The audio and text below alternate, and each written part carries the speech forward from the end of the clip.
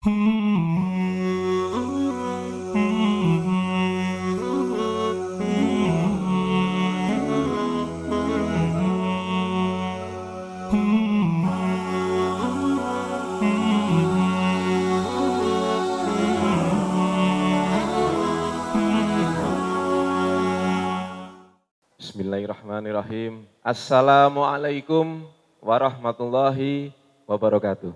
Hari ini Bapak Ibu akan kita bersama-sama membahas tentang materi yang mana kita semua orang punya, yaitu hutang. Saya mau survei dulu ini. Saya pengen tahu Bapak Ibu yang ada di sini nih, ya. Bapak Ibu yang ada di sini, siapa yang hutangnya di bawah 1 miliar? Angkat tangan. Di bawah 1 miliar. Baik ya. Saya pengen tahu siapa yang hutangnya di atas 1 miliar. Mana angkat tangan? 1, 2 ada juga ya. Baik ya. Siapa yang baik 1 miliar maupun di bawah 1 miliar ya. Yang pengen selamanya punya hutang. Semua orang pengen lunas. Kalau semua orang pengen lunas, maka akan saya tanya pada Anda semua kabarnya hari ini gitu ya. Khusus acaranya Mas Arli, kabarnya adalah lunas. Kenapa? Insya Allah semangat yang Anda tularkan akan menjadi doa Bapak Ibu sekalian. Sehingga hari ini menjadi rahmat sehingga dijawab secara cepat oleh Allah Subhanahu wa Ta'ala. Apa kabar? Nah, ini masih kurang ini. Orang Solo itu halus-halus ya. Tapi orang Makassar itu kan tidak tingkat kehalusannya di bawah Solo gitu ya.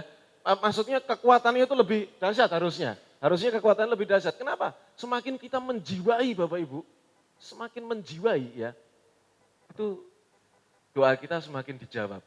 Yakin apa tidak? Yakin apa yakin? Tidak apa tidak? Yakin? Yakin? Apa kabar? Nah, gitu. Jadi kalau ngomong lunas itu Bapak Ibu, mulutnya lunas gitu. Hatinya juga ya Allah lunas gitu ya. Tubuhnya lunas gitu, semua darahnya, keringatnya semuanya lunas gitu loh ya.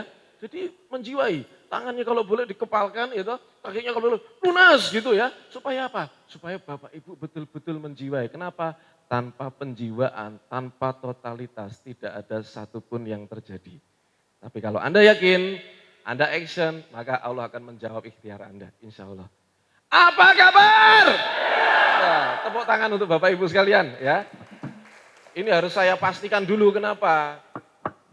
Jangan sampai yang datang seminar 30 hari bebas hutang itu tidak serius. Jangan sampai yang datang itu hanya sekedar penasaran, pengen tahu saja. Jangan sampai seperti itu. Tapi betul-betul dengan niat yang baik. Niat yang baik itu apa? Ya memang saya pengen lunas Pak gitu. Saya mau belajar, apapun saya tempuh kalau itu seandainya cara-cara yang halal dan benar. Setuju Bapak Ibu? Setuju Bapak Ibu? Jadi tidak hanya sekedar cari tahu saja. Kalau cari tahu, oh gitu caranya, ya wis gitu ya. Itu enggak baik. Ya, banyak orang tahu cara, banyak orang tahu metode, tapi tidak banyak yang betul-betul bisa mengaplikasikannya dalam kehidupan. Makanya saya tahu itu banyak sekali seminar. Gitu. Bayarnya mahal-mahal juga. Kemarin itu saya diprotes itu waktu di radio. Loh Pak, ilmu kan mahal gitu. Jawab saya adalah, apa enggak boleh kita berikan pada masyarakat sesuatu yang mahal harganya? Ya, boleh Bapak Ibu? Ada kemarin yang tanya, curiga sama saya, Pak ini MLM ya? Waduh, saya bingung lagi gitu ya. Mungkin dia lihat foto saya itu. Nah, banyak lencananya kayak MLM. Itu saya jadi peringkat tertinggi di sebuah perusahaan MLM dulu. Di foto. Tapi saya sudah pensiun lama Bapak Ibu. Ya, saya sudah pensiun lama. Kenapa? Karena saya bangkrut menjalankan sistem semacam itu. Jadi aman. Saya tidak akan merekrut Anda di dalam bisnis apapun. Setuju Bapak Ibu? Sudah tenang? Sudah tenang? Sudah tenang? Kalau sudah tenang, mari kita akhiri acara sampai di sini. Loh kan sudah tenang kan gitu ya. Baik Bapak Ibu, saya akan mulai. Apa sih sebetulnya 30 hari bebas hutang? 30 hari bebas hutang bukan sebuah tips, bukan trik, tapi gaya hidup. Kenapa? Berawal dari keprihatinan saya terhadap gaya hidup saya. Ini saya nggak ngomong Bapak Ibu sekalian ya, nanti dikira saya menuduh gitu ya. Itu gaya hidup saya sebelum 2012. Ya, tadi slide-nya salah, itu 2013. Tepatnya November 2012. Itu adalah titik balik perubahan kehidupan saya. Di mana saat itu Bapak Ibu ya, sebelum 2012 itu adalah masa jahiliyah. Kenapa? Karena pikiran saya itu top up pinjaman, buka cabang di sana, buka cabang di sini, mobil apa lagi, upgrade lagi, gitu. Itu yang ada di dalam pikiran saya. Setiap hari yang dipikirkan, omset berapa, omset berapa, omset berapa, omset berapa. Jadi pikirannya itu 99% adalah mencari, dan mencari, dan mencari terus. Hidupnya tenang nggak kira-kira? Jadi Bapak Ibu jangan suka ngiri kalau misalnya ada tetangga, ada teman, ada saudara, ada kerabat yang teman sekolah dulu, sekarang sukses. Mobilnya bagus. Top mobilnya hebat sekali. Terus Anda batin, tahu batin? Batin itu apa? Ya dalam hati ya. Batin. Wih, hebat ya. Teman saya sudah sukses. Enak banget kayaknya kalau bisa gitu. Kenapa nasibku begini-begini terus? Ya, kalau Anda punya setitik aja perasaan yang seperti itu, artinya Anda tidak memahami kehidupan. Saya di sini bukan ngajak kaya Bapak Ibu. Ya, saya tidak ngajak kaya. Saya mengajak Bapak Ibu sekalian memahami kehidupan dengan cara yang berbeda dari cara biasanya. Artinya apa? Kalau ada orang mobilnya tiba-tiba upgrade, jadi bagus, rumahnya dulu dia bukan siapa-siapa, sekarang rumahnya hebat.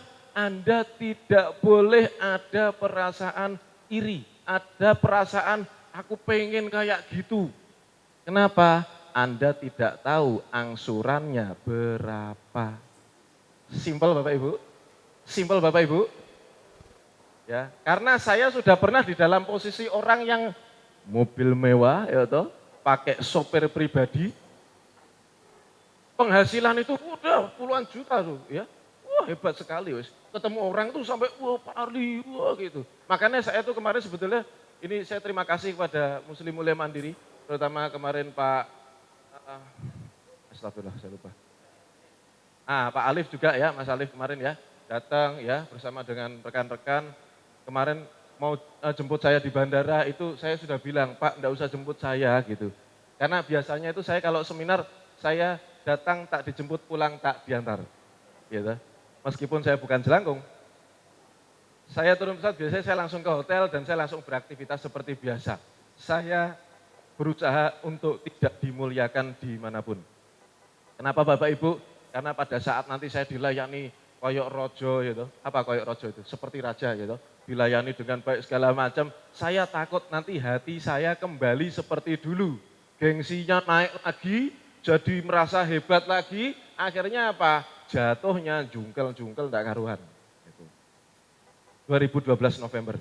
Jadi hati-hati Bapak Ibu yang sekarang merasa hebat, hati-hati yang sekarang merasa luar biasa, hati-hati yang sekarang merasa kaya, merasa tinggi jabatannya, hati-hati atau sedang menunggu Anda.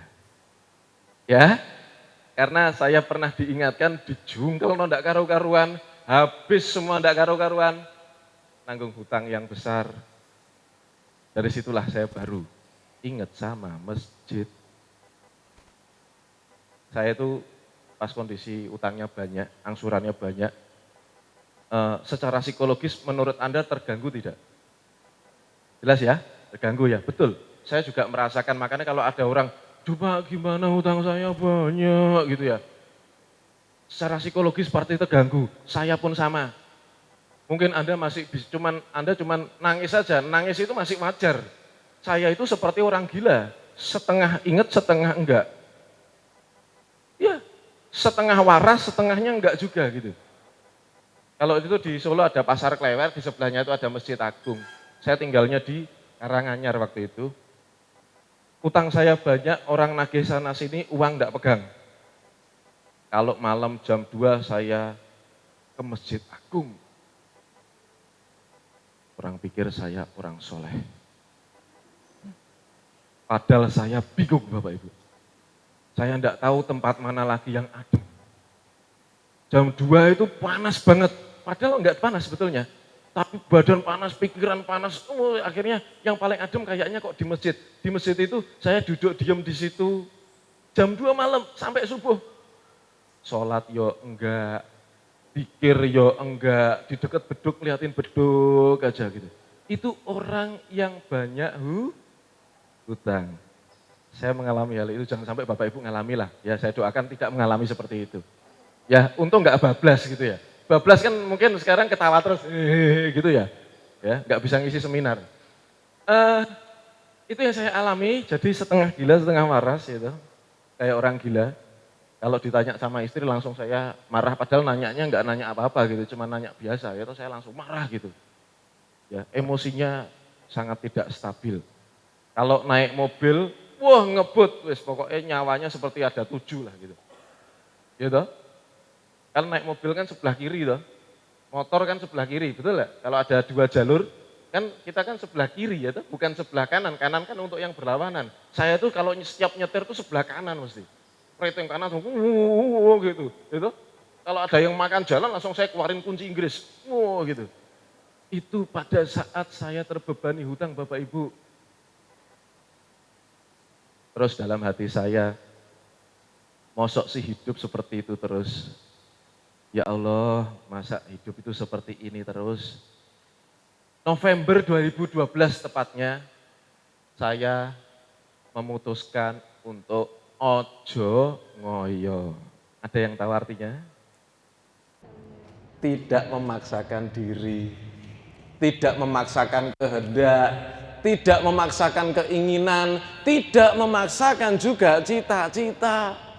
Pengennya sih mobilnya nambah lagi, pengennya bisnisnya tambah lagi, pengennya uangnya nambah terus. Tapi kan itu pinginnya, betul? Allah berkehendak apa kan kita nggak tahu. Nah, ini hal itu yang menyebabkan terjadinya gengsi dan 30 hari bebas hutang. Syarat mutlak adalah kita harus berani meninggalkan gengsi dan meninggalkan kebiasaan. Kalau bagi saya itu berat sekali. Saya enggak tahu kalau orang Makassar gimana. Berat. Ninggalkan gengsi itu berat, dong. Saya dulu pakai sopir pribadi yuk. Turun dibukain pintu gitu, suruh ninggalin gengsi, berat ya kira-kira? Berat banget. Orang bilang seperti post power syndrome. Tadinya dihargai orang, diangkat orang. Pak sudah, pokoknya mau dijemput apa segala, sudah Pak, enggak usah gitu ya. Nanti saya seperti itu lagi gitu. Kalau terlalu di apa segala macam, makanya biasa aja lah gitu. Saya sama Anda itu enggak ada bedanya. Gitu, betul enggak? Besok itu pada saat kita dipanggil tuh 2 kali 1 meter selesai gitu. Betul enggak? Ya, sudah itu aja. Nah ini, jadi enggak perlu gengsi Bapak Ibu. Kita harus tinggalkan gengsi. Syarat untuk bisa bebas hutang, terutama dalam 30 hari adalah meninggalkan gengsi. Copot topengnya, dicopot. Banyak yang pakai topeng enggak? Topeng jaim gitu. Gimana Pak? Sakit hati sebetulnya tapi enggak apa-apa. Ya, topeng jaim. Makanya mohon maafin kalau saya ngomongnya apa adanya, karena sudah sejak 2012 lalu saya sudah tidak punya gengsi dan saya tidak sedang pencitraan gitu. Jadi ibaratkan saya itu mau dijelek yo monggo, mau dibilang kurang ajar apa, yang penting apa adanya seperti ini gitu. Baik atau jelek, kalau jelek itu ya mesti ahli, kalau baik itu dari Allah. Setuju Bapak Ibu? Setuju ya? Jadi saya sudah tidak punya jaim, saya tidak punya pikiran gengsi lagi. Kenapa? Sudah lupa rasanya. Nah, spekulasi. Kebanyakan orang hutangnya bertumpuk karena spekulasi. Spekulasi itu apa tuh Bapak Ibu? Apa spekulasi? Tahu enggak? Ya? Hah? Yes, tebak-tebakan. Enggak tahu jadinya apa, betul enggak? Spekulasi itu tidak memperhitungkan keputusan, betul kan? Ya kan? Tidak memperhitungkan dengan baik. Ragu-ragu tetap lanjut aja. Itu namanya spekulasi. Tidak pernah terhitung secara data. Orang banyak berbisnis. Saya kadang-kadang suka sedih. Karena saya melihat banyak sekali pengusaha yang mana spekulasi gitu loh. Padahal spekulasi sudah jelas dalam Islam nggak boleh. Boleh nggak spekulasi? Kita misalnya nih ada pohon mangga masih kecil-kecil, terus saya bilang sama punya, bro, gini bro, ini manggamu besok kalau panen, ya toh, itu buat saya. Ini kamu tak kasih 500.000. Boleh nggak begitu? Boleh nggak? Boleh Bapak Ibu? Tidak boleh, itu haram. Ya kan? Itu haram Bapak Ibu, nggak boleh. Tapi betapa banyak zaman sekarang itu pengusaha-pengusaha kita masih melakukan hal itu. Baik di berbagai macam sisi. Betul Bapak Ibu? Betul ya? Makanya banyak yang terjebak. Kalau Anda sudah meninggalkan gengsi, Anda sudah meninggalkan spekulasi, Anda insya Allah aman. Aman dari penipuan, aman dari investasi bodong. Tahu investasi bodong? Kalau bodong itu menurut kalau bahasa di Jawa itu puser, gitu. Udel, tahu? Bodong. Nah ini ada istilah investasi kok bodong gitu. Waduh, apa ini istilahnya itu? Jadi orang tanam uang, pengennya untung besar, tidak tahu dipakai untuk apa uangnya, dikasih iming-iming besar, gitu. Terus akhirnya investasi itu hilang entah kemana. Mau nuntut juga susah. Mau minta duit balik, minta ke siapa? Yang ngajak orangnya juga sama-sama korban Pak, gitu. Karena banyak orang yang investasi bodong akhirnya kemudian konsultasi sama saya. Gitu. Pak, gimana? Bodong. Apa? Anda bilang saya bodong gitu. Enggak ya. Jadi banyak sekali kena program-program seperti itu dan bahkan bukan investasi bodong sekalipun, spekulasi. Ya. Ada orang kemarin konsultasi sama saya, hutang awalnya adalah 300 juta. Gitu, karena jadi sahabat baiknya bank, BI checking bagus, lancar pembayaran, akhirnya banknya, ayo Pak tak kasih modal. Baik loh, ini soalnya pihak perbankan tuh soalnya kadang-kadang bahasanya itu suka diplesetkan itu loh. Gitu. Betul nggak Bapak Ibu? Betul? Dipleset-plesetkan. Bu ambil mobil, bener Pak ambil? Mbok ngomong itu yang jelas gitu loh. Bu utang mobil Bu gitu. Pak utang rumah Pak, 15 tahun utang Pak gitu. Ayo silakan utang Bu rumah, ayo silakan ambil. Oh, Bapak utang toh, ayo coba gitu. Ada di rumah enggak kira-kira? Makanya kenapa Makassar macet? Karena mobilnya dikredit itu Bu. Coba mobilnya cash, pasti sepi jalannya. Enggak? Itu. Kemarin waduh saya tuh takut banget kemarin disetir sama Mas Alif itu. Wow, sono sini jadi waduh, nyetir kayak begini gitu. Karena kemarin kan siaran di Umat TV itu ya. Siaran tuh kan katanya terlambat terus jadi itu waduh gitu ya. Nggak tahu kenapa orang yang nggak punya angsuran tuh jadi gampang takut ya gitu. Dulu pas saya punya angsuran besar, nggak punya takut saya gitu. Sama orang bawaannya berantem terus gitu loh. Itu takut terus gitu. Ya, takut macam-macam lah. Nah, intinya ini Bapak Ibu ya, sistem bunga dari perbankan, ini mohon maaf yang bekerja di instansi perbankan, mohon maaf sebesar-besarnya, saya harus mengatakan apa adanya. Sistem bunga dilarang oleh agama. Ya. Nah, yang lebih parah ini kadang-kadang ada istilah bagi hasil itu di apa istilahnya? Dipleset-plesetkan loh, bunga jadi bagi hasil loh gitu.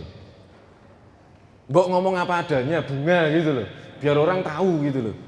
Karena sistemnya memang bunga gitu. Kalau bagi hasil itu untung dibagi, rugi ya dibagi gitu loh.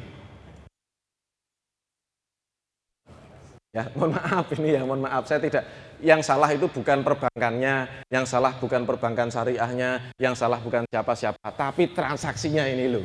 Ya toh, ya biar saya tidak menuduh siapapun gitu. Yang salah artilah ya, tolonglah gitu aja ya. Ya. Baik, sistem bunga ini adalah hukum rimba perekonomian, diciptakan oleh sistem-sistem kapitalis Bapak Ibu, oleh umat muslim. Betul? Sadar enggak? Sadar enggak? Makanya saya nyatakan perang terhadap riba. Allah sama Rasul perang enggak sama riba? Perang enggak sama riba? Kalau saya riba, saya tidak mau diperangi sama Tuhan saya dan Rasul. Ya, makanya saya juga menyatakan perang. Lebih baik saya tidak menggunakan kredit Bapak Ibu, lebih baik saya hidup seadanya, ya toh. Hidup seadanya, makan seadanya, kendaraan seadanya. Iya. Kemarin ada yang tanya sama saya itu butuh kendaraan. Lah kalau nggak kredit gimana caranya? Betul kan? Betul kan? Tak tanya balik, butuhnya kendaraan apa? Motor. Motor harus kredit. Oke, pengennya motor harga berapa? 14 juta. Lah sampai niku besar pasak daripada tiang gitu. Betul? Segitu. Gajinya 2 juta, pengennya motor harga 14 juta. Dapat. Tapi kalau gajinya 2 juta, dia ikhlas untuk beli motor-motor second harga 2,5 juta, paling nabung 3 bulan dapat motor cash. Ada nggak 2,5 juta? Ada nggak 2,5 juta? Cari aja di internet, banyak banget. Gitu. Motor yang sudah tua. Loh Pak, jadi saya harus pakai motor tua. Lah mampunya motor tua kok, gitu loh. Teman-teman yang punya mobil bagus-bagus itu mampunya bukan itu sebetulnya, tapi kan memaksakan diri supaya apa? Supaya dilihat tetangganya, dilihat teman kantornya, betul? Betul ya? Nah ini mohon maaf kalau saya ngomong gini, ini mudah-mudahan tidak sakit hati gitu ya. Kalau sakit hati, alhamdulillah berarti sadar gitu. Berarti sadar, tapi jangan sakit hati beneran lah ya. Ini hukum riba perekonomian diciptakan oleh sistem kapitalis. Kalau sistem syariah itu dasarnya adalah pertolongan. Setuju enggak Bapak Ibu? Sejak itulah maka saya mempelajari, sebetulnya yang dimiliki oleh agama saya apa sih? Dan setelah saya terapkan sejak 2012, saya tidak menggunakan kredit perbankan, saya tidak menggunakan investor-investor untuk menghidupi perusahaan saya memulai semuanya dari nol. Ternyata Allah memberikan pada saya rahmat yang luar biasa, kemerdekaan hidup. Saya itu kemarin Mas Fatur ke rumah saya itu sampai gede-gede, kebangetan sampean mas. Apa toh mas? Di rumah kok enggak ada kalendernya? Yo enggak apa-apa toh, enggak punya angsuran kok gitu loh. Gitu loh, ya toh? Kalau Anda angsurannya tanggal 5 bayar, tanggal 8 bayar, tanggal 12 bayar, tanggal 25 bayar itu. Ya. Itu saya dulu ya, bukan Bapak Ibu ya, saya dulu gitu. Jadi setiap minggu tuh bayar angsuran. Ya angsuran mobil 1 tanggal segini, mobil 2 tanggal, mobil saya 3 dulu Pak gitu ya. 3, saya jual semua habis ya. Terus saya jual habis, terus saya naik motor gitu. Ketika naik motor saya dibilang, Harley bangkrut. Jangan deket-deket nanti Harley pinjam duit ke kamu gitu loh.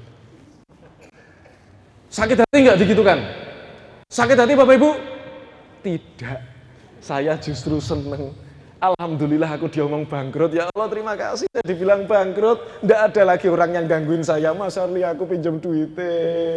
Anakku loro mas. Nggak ada yang gitu. Karena dia tahu saya bangkrut. Teman-teman yang tadinya hanya memanfaatkan menjauh dengan sendirinya. Hanya ada saya dan Allah hari itu. Ya toh, saya dibilang bangkrut seneng. Istri saya marah enggak? Istri saya ternyata juga malah senang. Alhamdulillah, ternyata naik motor gini beli es teh di pinggir jalan enak ya mas. Alhamdulillah ternyata enak juga gitu loh. Lagi makanan pinggir jalan saya tidak pernah sentuh. Ya malu sama sopirnya itu, makanan sopir saya kok saya makan gitu. Ya, iya gitu. Tapi sekarang kebalik Bapak Ibu, saya itu karyawan saya itu HP bagus, saya tak lihat HP-nya. Coba angkat HP-nya. Bapak Ibu angkat HP-nya. Yuk, tunjukkan HP-nya. Yuk, tunjukkan HP-nya, yuk. Ya, oke HP-nya ya. Baik ya. Bagi yang utangnya di bawah 1 M ya, HP-nya tolong jangan lebih bagus daripada HP saya. Ini HP orang yang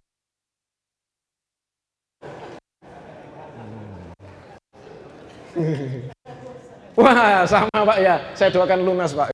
Kok malah jelek-jelekan HP sih Pak? Enggak, maksud saya adalah yuk coba kita berpikir sekarang pada fungsinya gitu ya. Nah, ini dulu saya ya, macam-macam BMW seri 5 yang saya punya dan lain sebagainya. Ini bisnis. Ini dulu dari apa ya istilahnya saya menjalankan bisnis itu multi level marketing waktu itu. Ya. Tapi nyuwun sewu, saya tidak akan membuat Anda untuk bergabung di bisnis semacam ini. Lebih baik ditinggalkan. Karena saya sudah melalui proses itu. Jelas ya, dari bisnis inilah gengsi saya naik gitu loh ya. Ya kemana-mana kan karena membernya banyak kan harus penampilan performan harus wah, betul nggak? Kan gitu harus wah. Ya turun harus dibawain tasnya kan gitu. Jadi waduh, pokoknya pejabat kalah gitu sama saya. Serius. Ya pejabat kalah. Gubernur itu kalau sama saya itu istilahnya apa ya? Saya itu kalau kemana-mana ngungkuli gubernur lah istilahnya. Gubernur aja bisa biasa aja kok. Saya itu luar biasa dulu. Ya, kalau sekarang enggak, saya sama karyawan saya HP-nya masih bagusan karyawan saya. Paham maksud saya? Paham ya? Baik. Istilahnya saya tidak akan cerita panjang lebar. Istilahnya hari ini saya mengajak Bapak Ibu semua untuk merestart kembali kehidupan karena tadi komputer saya itu sempat hang. Tahu nggak komputer hang itu kenapa sebabnya? Kenapa Bapak Ibu komputer hang? Karena terlalu banyak yang dibuka, betul? Terlalu banyak yang dipikir. Jadi Bapak Ibu kalau kita itu mikir A, B, C, D segala macam, semakin banyak angsurannya, maka kita semakin gampang hang. Jelas ya? Jelas ya?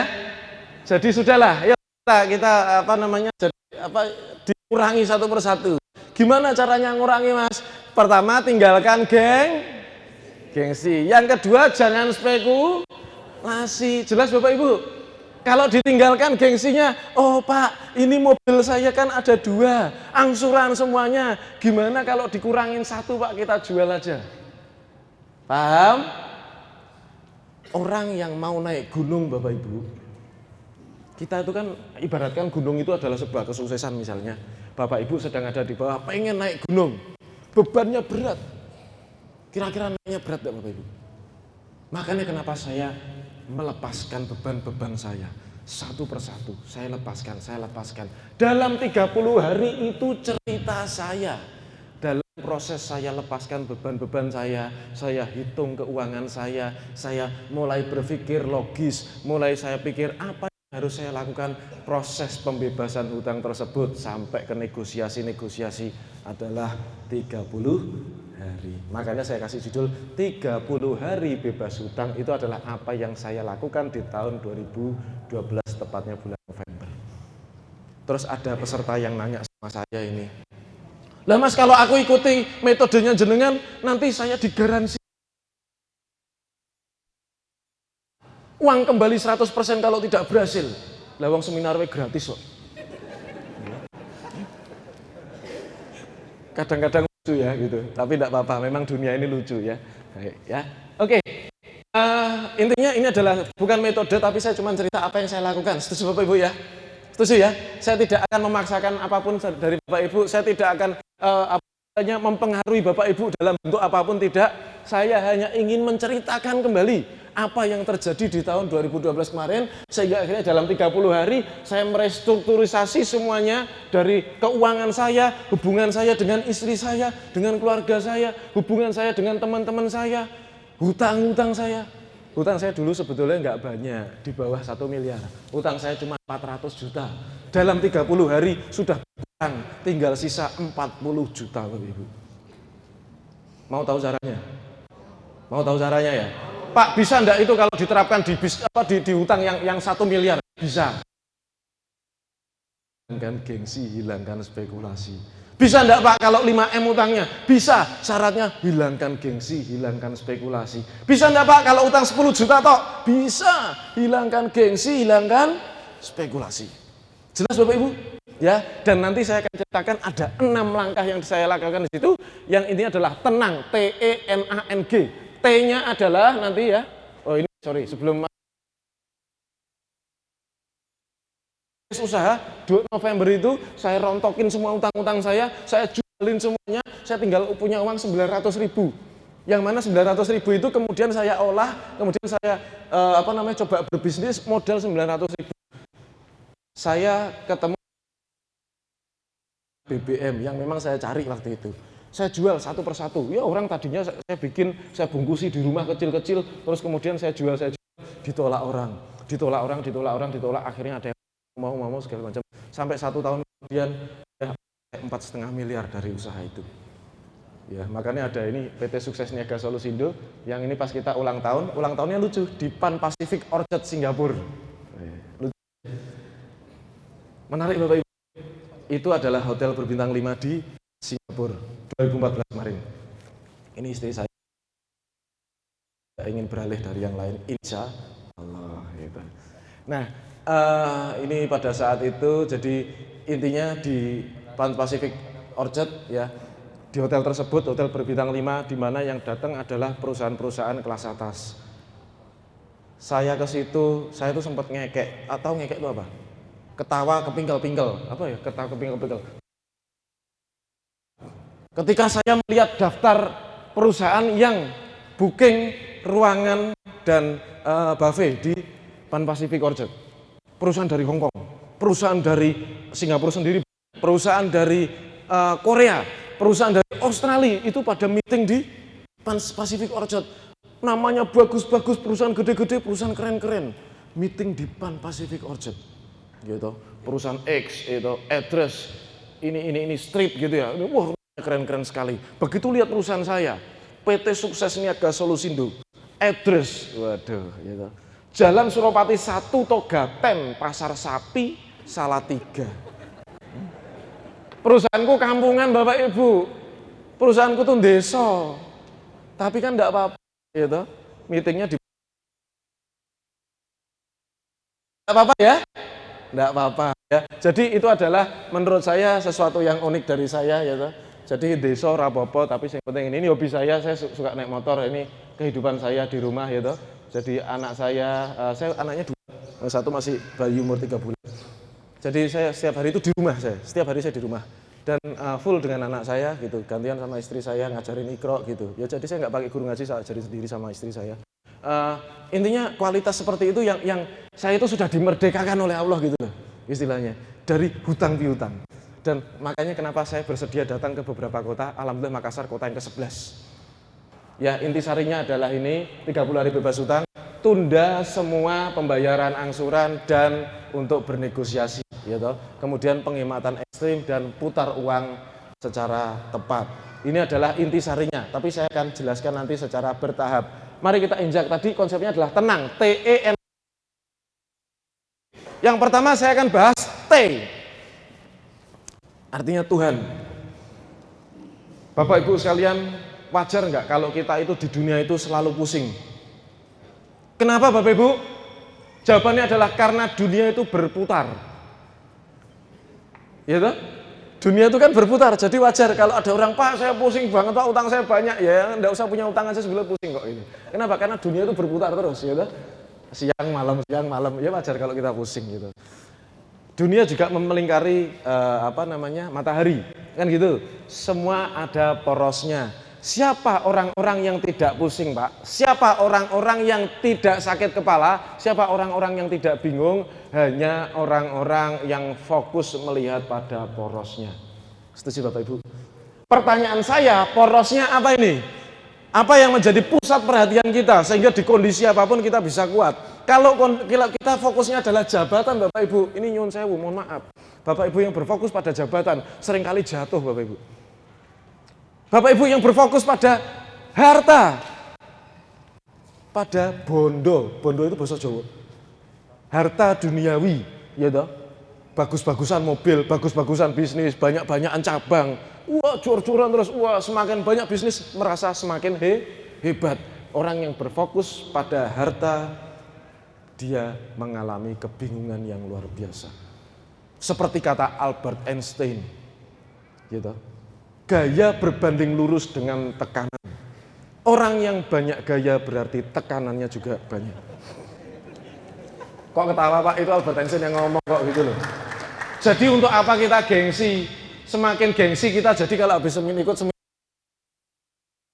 tahu dalam hati aja ya, jangan diceplosin ya. Oh kasihan si Fulan, dia sedang banyak tekanan. Gitu. Jadi kalau ada orang buaya itu, hebat gitu, wah kasihan dia sedang banyak tekanan. Anda paham? Anda paham? Jadi jangan sampai kita di depan orang itu kemaki, tahu kemaki?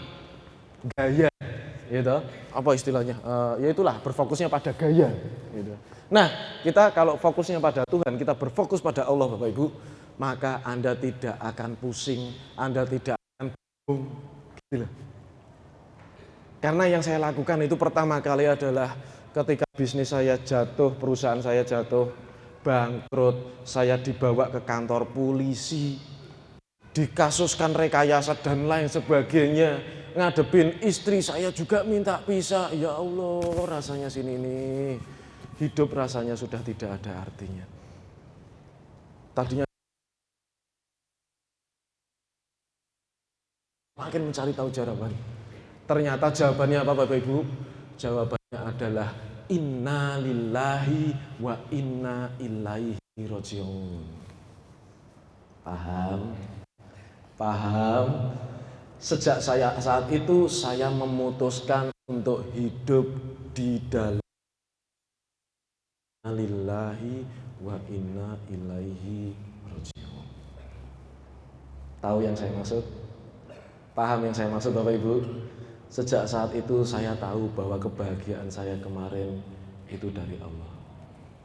Sejak saat itu saya tahu kemarin saya dimuliakan sama orang, itu asalnya dari Allah.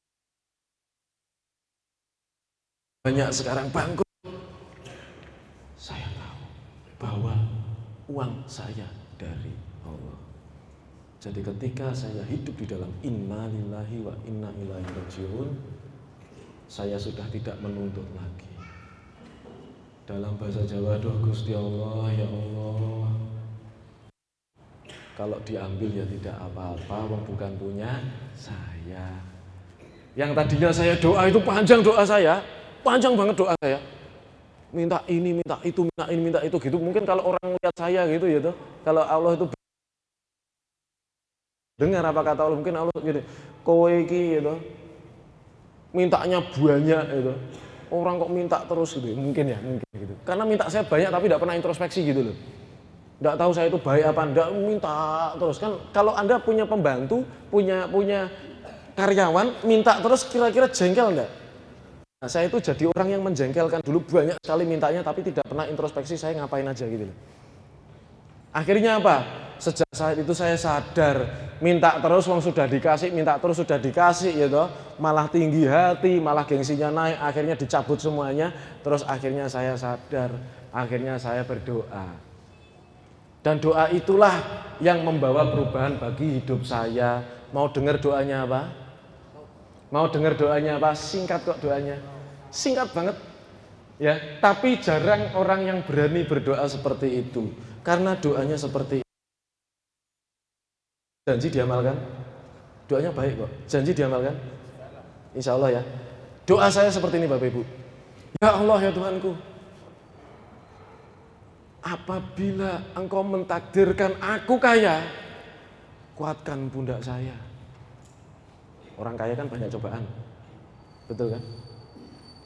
Andai kata Engkau takdirkan aku miskin, aku ikhlas lillahi ta'ala. Itu tok doanya. Berani Bapak Ibu? Berani Bapak Ibu? Gak banyak yang berani loh ini. Tapi kalau Anda berani Bapak Ibu, insya Allah Anda sudah hidup di dalam sebuah kalimat innalillahi wa inna ilaihi rajiun. Bagi saya itu tidak mudah. Tapi saya harus berani, karena saya setiap saat harus sadar bahwa barang saya bukan punya saya, keluarga saya bukan punya saya, apapun yang saya miliki, saya nikmati hari ini, bukan punya saya.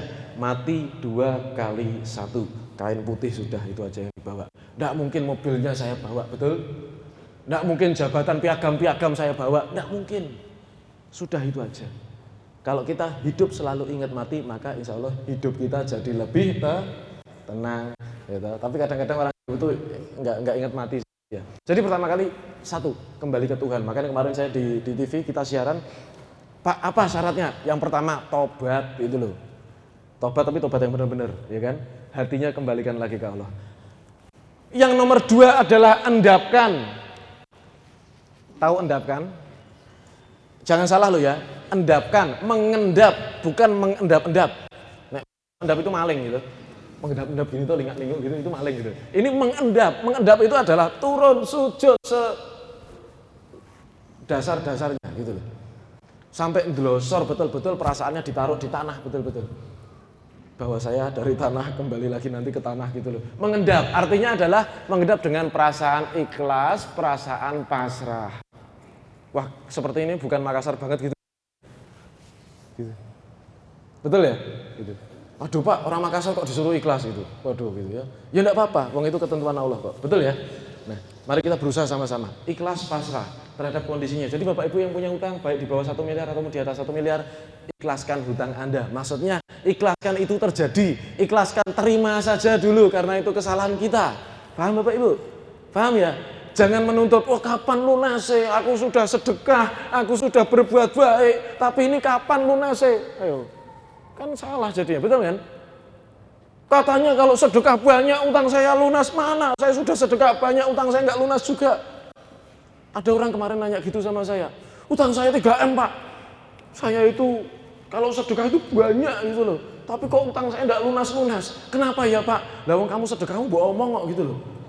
Nek kamu sedekah diem aja ya mungkin dijawab, kok sedekah ngomong kok gitu. Paham maksud saya?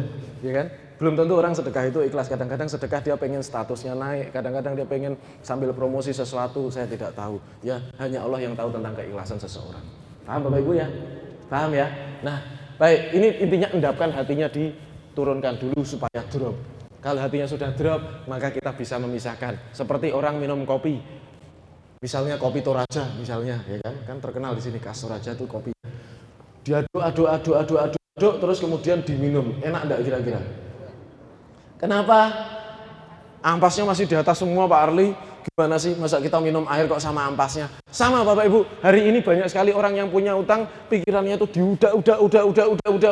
Jadinya mana yang baik, mana yang benar, dia enggak tahu lagi. Ditelan semuanya, pengen masalahnya selesai. Betul ya? Betul ya? Angsuran anak, biaya sekolah, besok kegiatan apa dipikir jadi satu, mulek. Gitu. Kalau sudah mulek itu ya sudah. Nanti pening, vertigo dan lain sebagainya, betul ya? Bisa stroke dan lain sebagainya. Kenapa? Sebetulnya kalau stroke itu pikiran loh, betul ya? Ya kan pola makan juga sih, tapi pikiran yang menentukan. Nah, ini kita harus mengikhlaskan dulu, mengendapkan dulu. Oh, ternyata memang Allah menentukan ini terjadi, maka saya tidak bisa menolak. Sekarang solusinya gimana? Ya benar, pertama harus tobat, yang kedua mengendap. Tapi bukan mengendap-endap, ya. Ingat mengendap-endap adalah maling gitu ya, mengendap-endap. Tapi ini mengendap. Yang berikutnya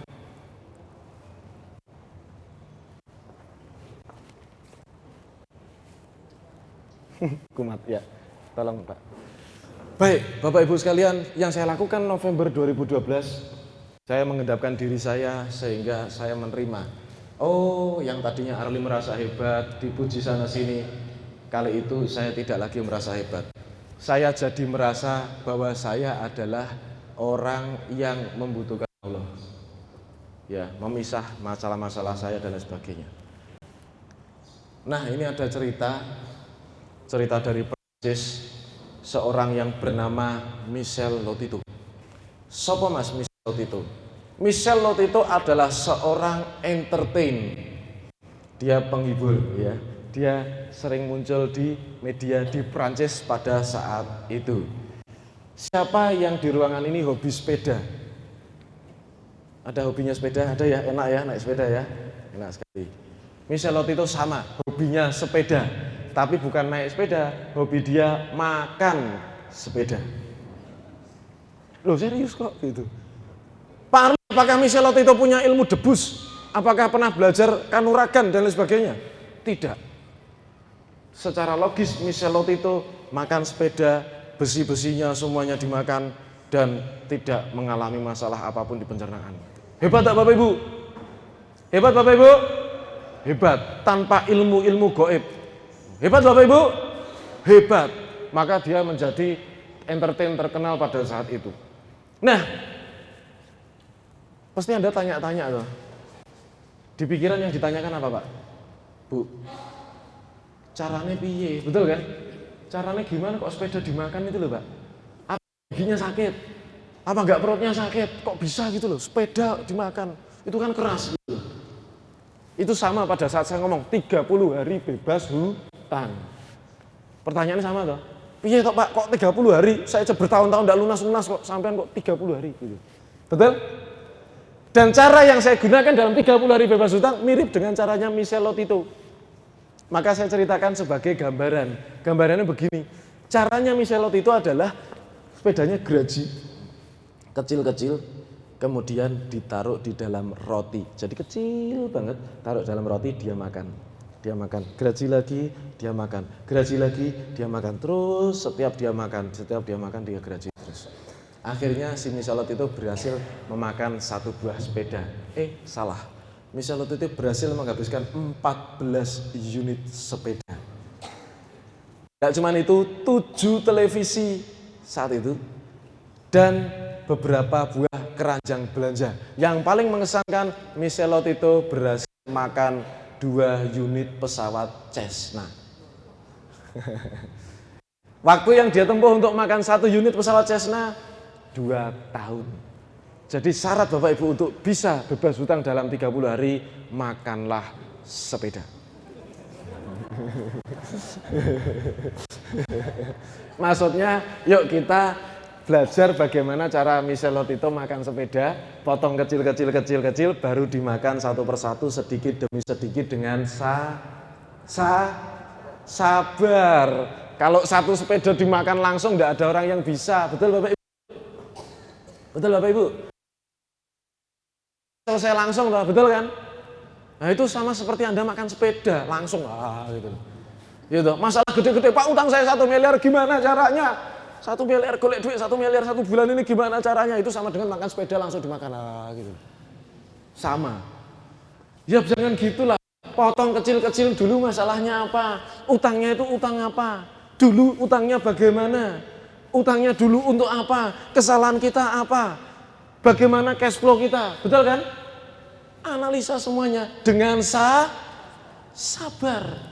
Pisah kecil-kecil, potong kecil-kecil menjadi sesuatu yang bisa kita gunakan. Analogi 1 miliar. 1 miliar besar apa kecil Bapak Ibu? Masih besar ya? Di Makassar besar ya? Di Solo soalnya katanya 1 miliar besar gitu. Ya, sama. Di Makassar berarti 1 miliar juga besar ya. Saya kira beda. Kan gitu. Lawang waktunya aja beda 1 jam kok ya. Siapa tahu beda gitu. Analogi 1 miliar adalah 1, nolnya berapa? 9. Kalau 1 miliar nolnya 9, Pak utangku 1 miliar. Gimana caranya selesai? Utangmu berapa Mas? 1 miliar Pak. Oke, berarti Mas 1 miliar adalah 1 di belakangnya nolnya 9. Terus dia bingung. Ya sudah tahu Pak. Lah itu gitu. Loh, lah terus gimana caranya lunas? Ya kalau mau caranya lunas, ketahui dulu bahwa nolnya 9 dulu. Supaya kita bisa mecah-mecah. Maksudnya gimana? Terus gimana Pak? Ayo teruskan. Tak teruskan ya. 1 miliar adalah 1, nolnya 9. Atau 1 miliar adalah 1000 kali 1000 kali 1000. Utangnya besar apa kecil? Kecil Pak, cuman 1000. Tapi dikalikan 1000. Paham? Ya. Jadi bikin itu jadi kecil dulu, potong dulu 1000 kali 1000 kali 1000. Bisa jadi kecil? Bisa. Ya. 100.000 kali 10 kali 10 kali 100. Tuh, maksudnya apa nih Pak? Ini rahasianya. Bapak Ibu di Makassar ada enggak barang, produk, punya teman, punya siapapun, yang mana kalau kita jual barang itu, kita menguntungkan 100.000. Ada enggak? Ada? Ada ya? Online ada online? Ada ya? Punya kawan ada? Ada. Banyak kalau kita mau cari. 1 unit barang kita jual, kita untung 100.000. Kalau 100.000 kali 10, artinya kita punya 10 tim penjual. Yang mana tim tersebut dalam sehari menjual 10 masing-masing. Dikalikan 100, maka itu 1 miliar. Alah Pak Arli ini teori. Nah, enggak tahu teorinya gimana prakteknya gitu loh. Betul Bapak Ibu? Pelajari dulu caranya. 100.000 kali 10 kali 10. Punya produk senilai 100.000, kalau untungnya 100.000 kali 10 kali 10. Oke, boleh enggak angkanya saya ganti? Supaya lebih masuk akal gitu loh, katanya teori ya toh. Yuk kita ganti yuk. Ada Bapak Ibu produk yang 1 kali kita jual menghasilkan keuntungan 50.000? Ada? Ada Bapak Ibu? Ada apa banyak? Banyak. Punya tidak 20 orang teman? Ya banyak Pak, gitu. Lebih. Ya, Ibarat Anda punya 20 orang teman yang menjadi agen Anda, menjadi reseller Anda, menjadi tim penjualan Anda jual masing-masing 10 per hari, maka dalam 100 hari Anda dapat keuntungan 1 miliar rupiah. Matematikanya masuk enggak? Loh Pak, tapi kan hidup tidak semudah matematika, ya wis ngerti ya gitu loh. Tapi kalau enggak hitungan gimana gitu. Oke, tak kecilkan lagi. Mau dikecilkan lagi? Yo. Punya produk sekali jualan 20.000 juga bisa. Gitu. Punya 50 orang tim penjual dan masing-masing jual 10 per hari kali 100 hari, maka keuntungan kita 1 miliar. Pak, kalau sudah untung 1 miliar terus ngapain? Ya udah, bisnisnya ditutup. Lah wong utangnya udah lunas kok. Udah tuh gitu. Jadi Bapak Ibu, ini adalah analogi 1 miliar saya perkenalkan pada Anda. Supaya apa? Supaya Bapak Ibu itu tidak melihat angka 1 miliar. Paham Bapak Ibu? Kalau dipotong-potong bisa jadi lebih kecil. Oke, 1 miliar. Kalau misalnya saya negosiasi bunga dan denda sama bank bisa enggak? Ada caranya. Syukur-syukur bisa nego 20%. Berarti tinggal berapa? 800 juta. Ayo. Betul enggak? Betul Bapak Ibu? Kalau saya memperbaiki usaha saya dan penghasilan saya meningkat, itu, maka perkalian-perkalian itu akan terjadi dengan sendirinya. Kalau saya potong penghematan dalam bisnis saya, satu, negosiasi sama bank, penghematan bisnis, gitu, peningkatan hasil usaha, penghematan pribadi, penjualan mobil dan aset yang tidak produktif, lunas Bapak Ibu. Paham maksud saya?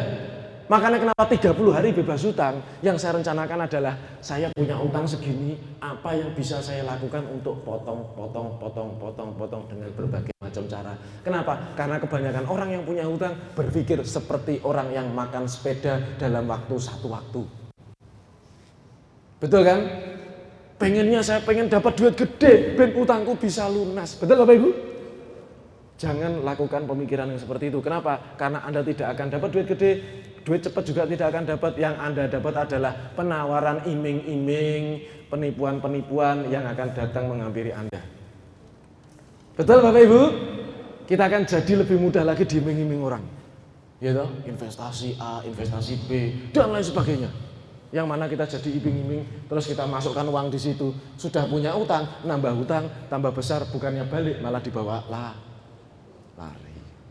Kan yang banyak seperti itu, ya. Jadi ini, warga Makassar, jangan mudah terbawa iming-iming, apapun penawarannya. Loh Pak Arli nawarkan apa ini? Saya tidak menawarkan apapun. Saya mengajak Anda, yuk bisnisnya ditingkatkan. Yang belum punya bisnis, cari peluang di sekitarnya. Ayo kita maju sama-sama menuju Indonesia, masyarakatnya bebas dari hutang dan riba. Ya. Setuju Bapak Ibu? Kalau setuju, jawab ini ya. Apa kabar? Nah, tepuk tangan untuk Anda ya. Oke. Tepuk tangannya mana loh? Aduh. Terus ngomong lunas lupa tepuk tangan ya. Oke, analogi 1 miliar ini. Cara yang stres. Cari pinjaman kemana ya? Cari uang cepat kemana ya? Betul Bapak Ibu? Banyak yang begitu. Jatuh tempo, cari uang mana ya? Cari pinjaman mana ya? Betul? Betul kan? Kring. Halo Bu, saya dari Bank EO. Bu, angsurannya belum masuk loh Bu, ini sudah telah 2 minggu Bu. BI checking Bu, hati-hati loh. Pak, BI checkingnya Pak gitu. Apa BI checking? BI checking adalah sejenis makanan ayam. Gitu. BI checking kok digagas. BI checking itu Bapak Ibu adalah ya, BI checking adalah sesuatu yang membuat Anda menjadi budaknya riba. Ya Allah, naudzubillah. Dulu yang saya jaga mati-matian adalah BI checking. Yang saya pelihara adalah BI checking supaya saya bisa ngutang kapanpun. Gitu. BI checking. Ini mohon maaf kalau saya ketemu saya langsung Anda jijik sama hutang itu ya wajar karena tujuan saya membuat orang jijik hutang. Ya. Kenapa? Hutang di masyarakat sudah menjadi hal biasa. Tidak ada jijik-jijiknya, tidak ada malu-malunya, tidak ada. Padahal hutang itu siang itu kita jadi apa? Kita akan malu di saat siang dan gelisah di saat malam. Bener nggak? Bener nggak? Nah, gitu ya. Maka kita harus jijik sama utang ya. Ini gimana? Cara tenang, satu penghematan ekstrim. Pak, penghematan ekstrim piye? Penghematan ekstrim adalah kalau ada lampu, misalnya lampunya jejer 1, 2, 3, copot 2. Kalau satu aja sudah kelihatan. Paham? Paham Bapak Ibu? Paham Bapak Ibu? Kalau tadinya keluar bensin, duit sekian gitu. Nah, dipotong. Penghematan ekstrim lah gitu. Kalau tadinya kita sering keluar ke mall seminggu sekali, sekarang 2 bulan sekali. Paham maksud saya? Ibu-ibu nih, ibu-ibu. Ya. Kalau mau beli apa-apa, tunda 1 hari. Nah, itu resepnya. Ini saya tuh nggak beli HP itu gara-gara sering nunda itu loh. Lihat HP di mall, bagus sih. Saya ngisi seminar nyuruh orang nunda sehari, berarti saya harus nunda sehari. Begitu sampai rumah, kepikiran nggak mau beli. Jadi beli enggak? Enggak jadi, buat apa juga ya, HP saya masih bisa dipakai. Makanya sampai sekarang HP saya jelek, enggak upgrade-upgrade gitu ya. Nah, makanya ini kalau ditelepon buat konsultasi itu kadang-kadang kalau terlalu banyak hang gitu. Ya. Tapi kan enggak apa-apa, yang rugi bukan saya gitu. Pak Ali mau beli HP, ya saya enggak butuh beli HP, ini masih bisa dipakai. Banyak yang konsultasi dengan ini, bahkan dari Sabang sampai Merauke ya, yang baca artikel saya, yang baca. Ada enggak yang sebelumnya sudah ngikutin saya sebelum ikut seminar ini? Ada. Yang sudah ngikutin saya. Oh, ada beberapa ya, gitu. Oh, itu ada juga. Jadi ini ya, penghematan ekstrim. Yang berikutnya negosiasi. Ini adalah 3 hal yang mana harus kita potong. Itu adalah 1, kita pakai cara penghematan ekstrim. Yang kedua negosiasi. Yang ketiga adalah tambah penghasilan. Ojo kesusu. Jangan buru-buru. Ya, sabar. Resepnya adalah sabar. Perhitungkan matang-matang dan baru lakukan sebuah action. Ini hutang 1 miliar, apa yang bisa kita lakukan? Potongan-potongannya apa sih? Gitu. Jelas ya kalau saya bilang potongan-potongan? Jelas Bapak Ibu? Tadi misalnya waktu itu kan sepeda dipotong-potong, gitu. 1 miliar juga dipotong-potong. Jangan selesaikan dengan satu cara. Apa yang bisa kita lakukan kalau hutangnya 1 miliar? Rubah misalnya nih, ini contoh aja. Rubah sistem penjualan yang tadinya tempo, konsinyasi, menjadi sistem penjualan cash and carry. Kalau tadinya modal kita banyak di toko-toko orang misalnya, gitu. Udah habis barangnya, tapi tidak dibayar-bayar. Malah diputer untuk kulaan yang lain. Kan repot gitu loh. Yang seperti tokonya cabut, jangan kasih barang lagi. Paham maksud saya? Saya sekarang kehabisan modal Pak, Bu. Kalau kita gengsinya sudah hilang kan berani ngomong gitu. Mohon maaf Pak, Bapak kan tokonya sudah besar. Saya itu supplier kecil Pak. Kalau bicara seperti itu saya tidak bisa jalan. Jadi sekarang saya tidak bisa stok Bapak Ibu lagi. Saya bisanya pembelian yang cash and carry gitu. Cash and carry itu apa? Cash tapi barangnya carry. Tahu carry? Ketinggalan, ya kan? Bayar cash di depan tapi barangnya nanti. Itu adalah cash and carry. Ya. Ini penghematan pribadi. Setuju enggak penghematan pribadi? Setuju ya? Saya nanti tunjukkan gimana penghematan pribadi. Negosiasi sama bank. Caranya ada. Nanti kalau jadi ini kita sampai duhur aja. Sampai duhur selesai. Jam berapa ini sekarang? Kurang berapa menit Mas kalau duhurnya? Masih 1 jam lagi? 1 jam lagi ya. Baik. Penghematan negosiasi sama bank nanti selesai duhur. Bagi yang mau konsultasi, saya masih di sini. Gitu. Sampai jam berapa Pak? Sampai gedungnya diizinkan untuk terbuka. Ya. Jadi saya tetap Bapak Ibu ya. Tapi materi saya selesaikan dulu sampai duhur. Terus keuntungan bisnis. Keuntungan bisnis bisa nggak dinaikkan? Kalau Anda terpaku sama jumlah hutang Anda akan pusing cara naikkan keuntungan bisnis. Tapi kalau keuntungan bisnis saya naikkan bulan ini 10%, bisa? Bisa 10%? 15% bisa? Bisa. Efisiensi karyawan 10% bisa? Bisa. Jadi kalau motong itu kecil-kecil tadi loh. Perubahan itu kecil-kecil, tapi di banyak bidang. Paham Bapak Ibu? Jadinya kita prihatin, tapi ora kroso. Prihatin tapi tidak terasa. Itu yang saya lakukan. Penghematan bisnis juga, yaitu merubah jalur distribusinya, merubah contoh penghematan bisnis saya itu kalau packing, itu makan biaya. Kan kita kirim barang itu sampai ke luar Jawa juga. Jadi packingnya harus packing kayu. Kalau di kantor itu packing kayu itu 20.000 di sana. Nah saya kan punya OB, dia gajinya sekitar 1 jutaan OB saya. OB saya ini kerja pagi, pulangnya sore, kalau siang nggak ngapa-ngapain. Itu paling ada tamu dia bikin kopi. Nah, Daripada dia nganggur nonton YouTube, OB saya, iya kok gitu, bebaskan di kantor nonton YouTube, nonton gitu ya, koneksinya banter. Akhirnya apa? OB saya kasih tugas beli kayu, beli geraji, dan dia geraji kayu untuk packing. Gitu. Ngasih packing. Gajinya tak kasih tambahan dikit gitu. Tapi saya tidak membayar lagi 20.000 kali, minimal sekitar 10 kali packing per hari. 20.000 kali 10, 200.000, kalau kali 1 bulan berapa? 6 juta.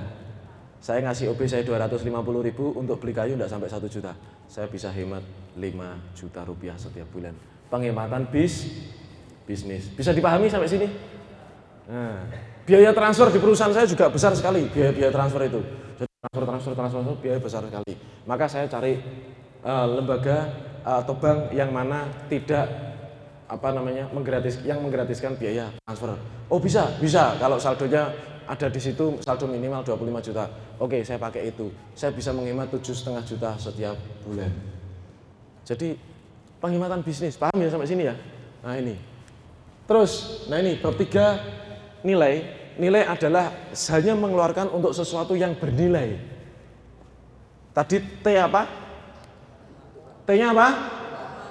E-nya apa? N-nya apa? Nilai. Maksudnya apa, Pak? Nilai adalah kita hanya mengeluarkan sesuatu yang bernilai tinggi. Kita tidak mengeluarkan sesuatu yang bernilai rendah. Contoh, saya mau beli mobil baru, harga 200 juta. 1 tahun kemudian harganya turun apa naik? Turun, maka dia yang menurun. Tidak akan saya beli mobil baru. Lebih baik saya beli yang second dengan harga 80-an juta. Sing penting kan mobil, betul? Betul? Yang penting kan cash, betul? Kan gitu. Daripada tak kredit, sudahlah harganya turun, kredit lagi gitu loh. Memang sih gaya gitu ya. Tapi kan itu tadi, kata Einstein, ingat. Gaya berbanding lurus dengan tekanan. Berarti yang banyak gaya banyak tekanan ya. Jadi kalau disalahkan orang nanti Anda yang bilang, bukan saya ya.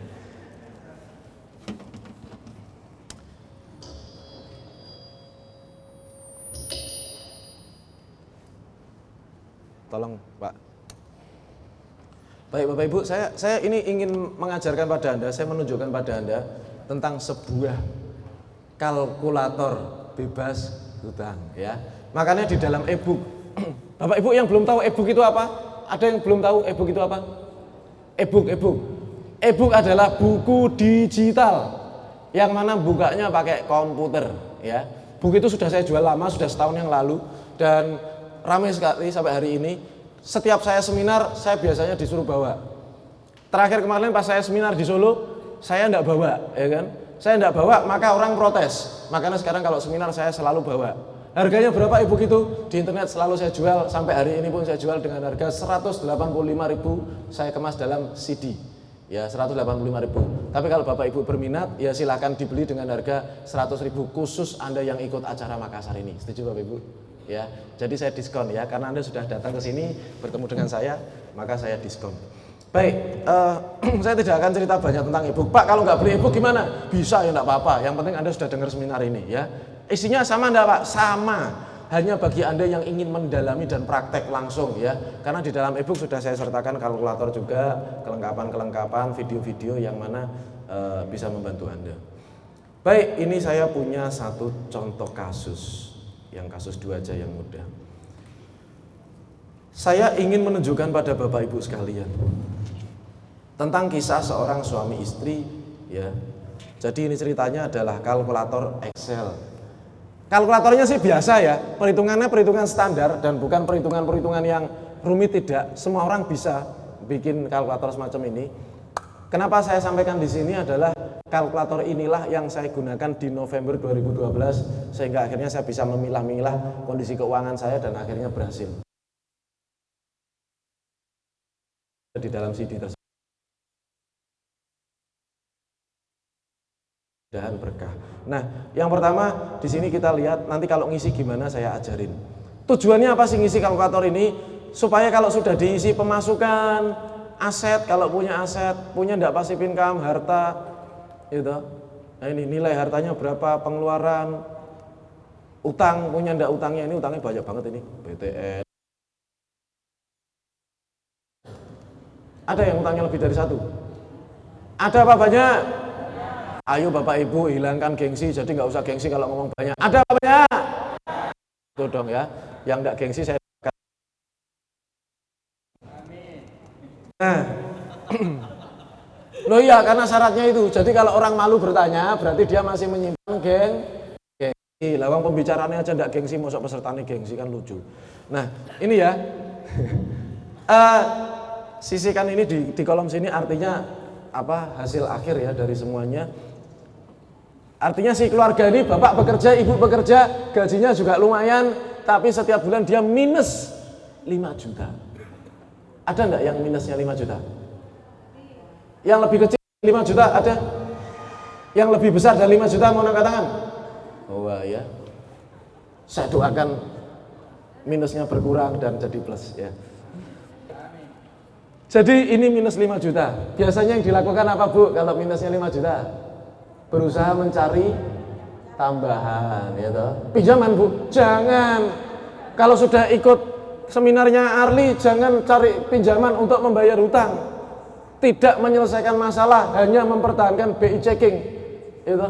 Padahal BI checking sudah saya bilang pada Anda, itu adalah sarana yang membuat Anda menjadi budak dari riba. BI checking jelek, nggak apa-apa. Yang penting BI checking kita sama Allah masih baik. Paham ya?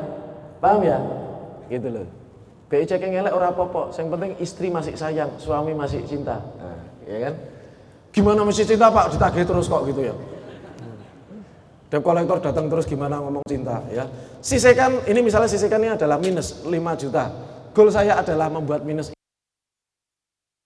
Bapak Ibu, yuk kita analisa sama-sama dengan kalkulator ini.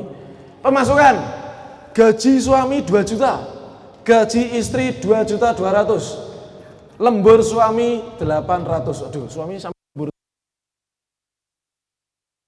Dengan kondisi seperti ini, kalau di sini banyak yang lebih parah, berarti saya lebih prihatin lagi. Ya, intensif istri 250.000, artinya sudah ketahuan sepasang suami istri ini tidak memiliki banyak waktu setiap harinya. Paham ya? Banyak gitu ya di Makassar ya. Di Jakarta banyak banget soalnya gitu ya.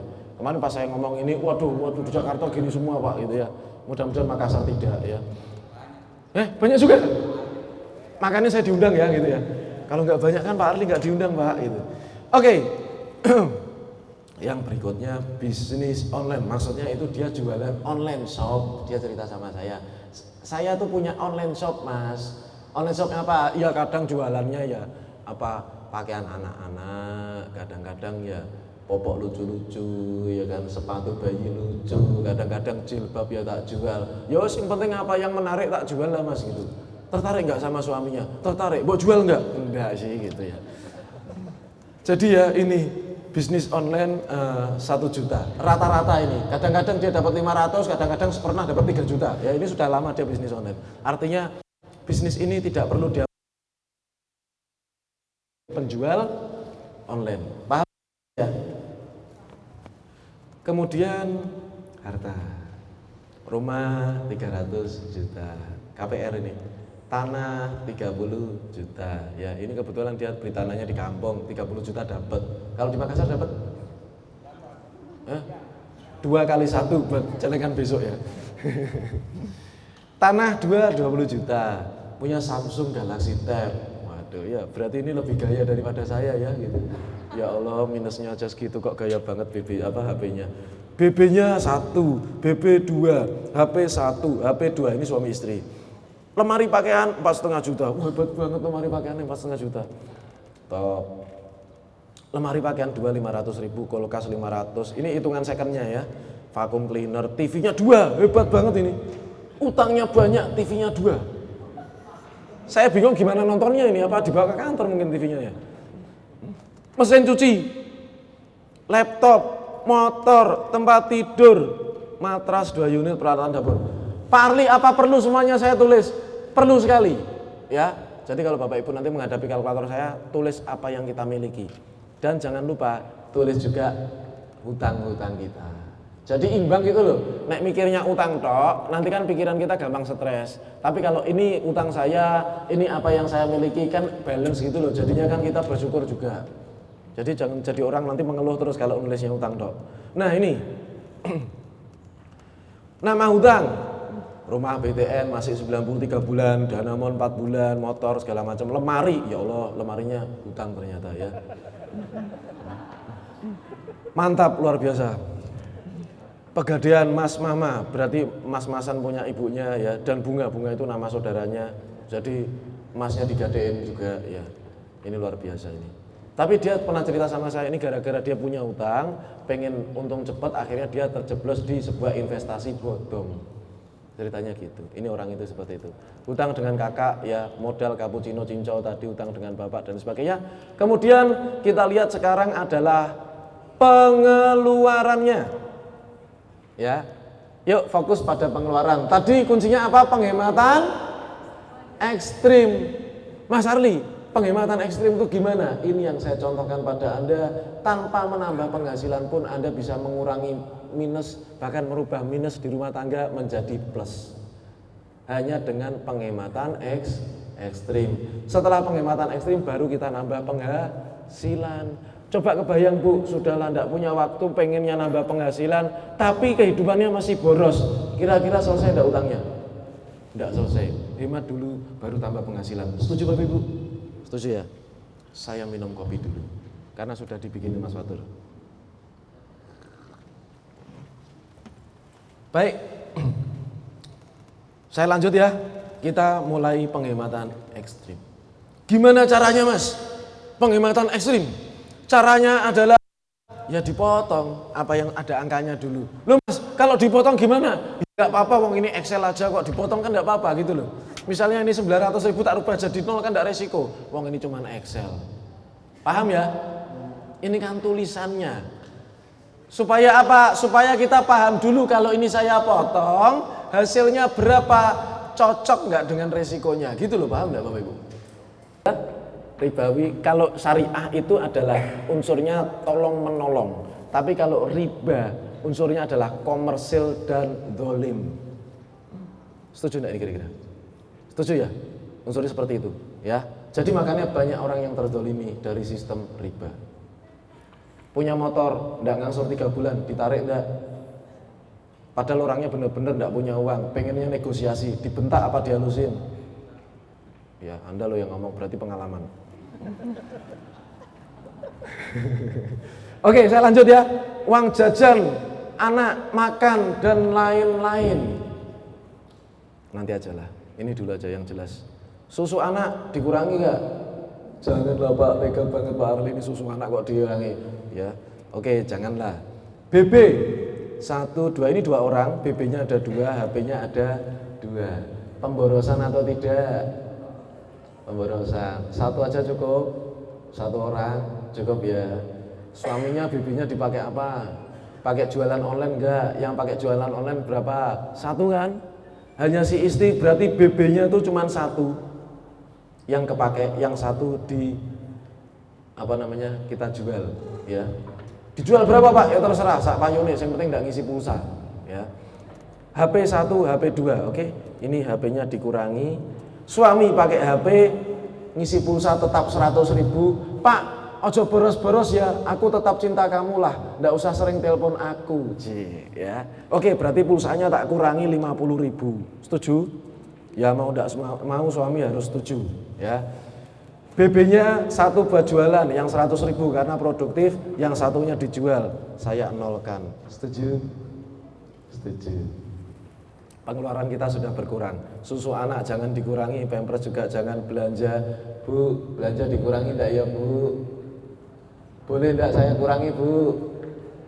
Bu, saya tanya beneran nih Bu, utangnya banyak ini Bu. Boleh enggak saya kurangi Bu?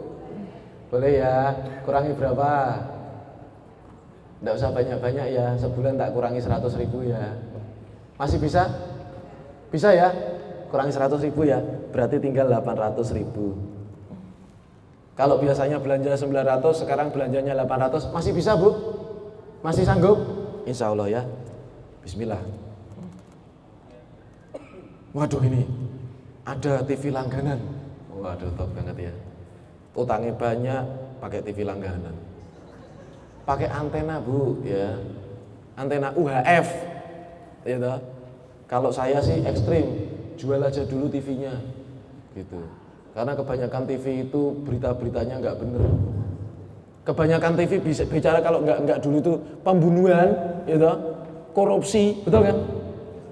Dari sejak kapan Bu? Sejak saya kecil gitu. Sampai sekarang berita itu nggak pernah berubah, betul nggak? Ya kan jarang-jarang ada yang nebar manfaat ya seperti Umat TV ini ya. Nah ini sekalian mumpung sponsor tak sebut Pak, tidak apa-apa. Ya Umat TV ini kan manfaat itu kajian-kajian yang bermanfaat itu bagus. Nah TV kok sing dianu beritanya sing iki kelompok ini tidak suka sama kelompok sana, kelompok sini tidak suka sama, menimbulkan perpecahan gitu loh. Media itu yang benar. Setuju Bapak Ibu? Jadi kalau dengar berita jangan langsung ditelan mentah-mentah terus di-share, jangan. Ya toh? Yang nyebarkan berita itu juga manusia, ada kepentingan. Anda jadi korban berita. Ya, hati-hati ya, jangan mudah terprovokasi. Kita masyarakat yang cerdas. Top TV. Nah ini dinolkan enggak nih? Nolkan dulu ya. Nanti kalau punya uang beli lagi ya. Oke, nol. Setuju ya, sepakat. Telepon rumah ini abonemen paling ya. Listrik. Kurangi ya. Tapi jangan banyak-banyak lah. Jangan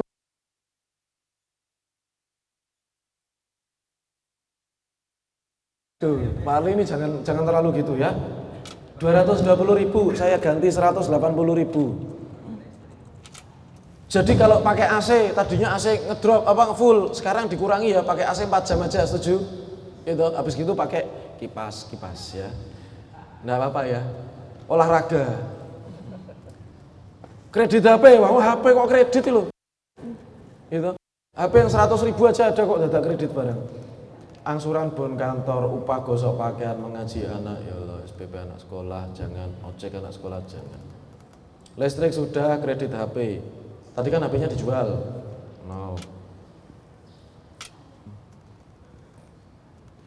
Lemari. Kredit lemari. Angsurannya 687. Nah, ini istri saya pasti tak marah ini, gitu. Mosok lemari ini kredit. Mbok geraji aja gitu, beli triplek digeraji gitu. Gitu. Kan bisa. Fungsinya adalah untuk menyimpan pakaian. Kan gitu. Itu nggak perlu kredit. Nggak ada yang lihat juga, ada nggak tamu masuk kamar? Nggak ada, sudah tahu kamarnya kunci, jangan boleh tamu masuk kamar. Nanti lemarinya kelihatan.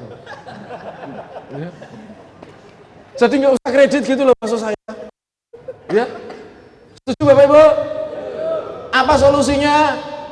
Panggil debt kolektornya, Pak, lemariku ambil. Nol. Saya pernah lakukan ini pada saat saya kredit mesin cuci Bapak Ibu. Karena saya terlalu terbebani mesin cuci saya, besok tak telepon orangnya, Mas, mesin cuciku besok diambil aja, saya nggak kuat ngangsur.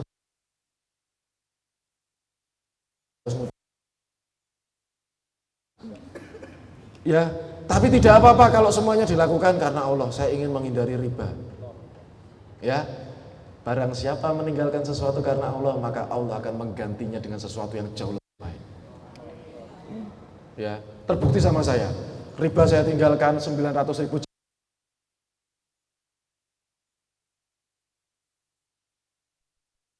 Kebetulan dikasih hadiah karena saya dianggap nurut waktu itu. Dianggap nurut ya.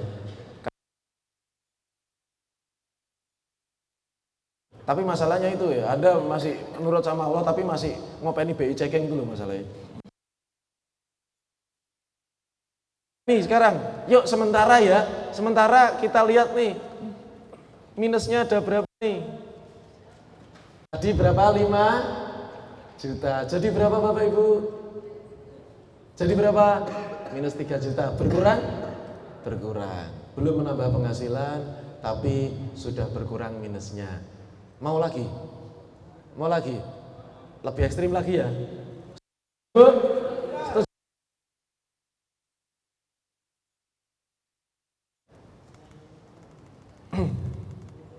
Angsuran.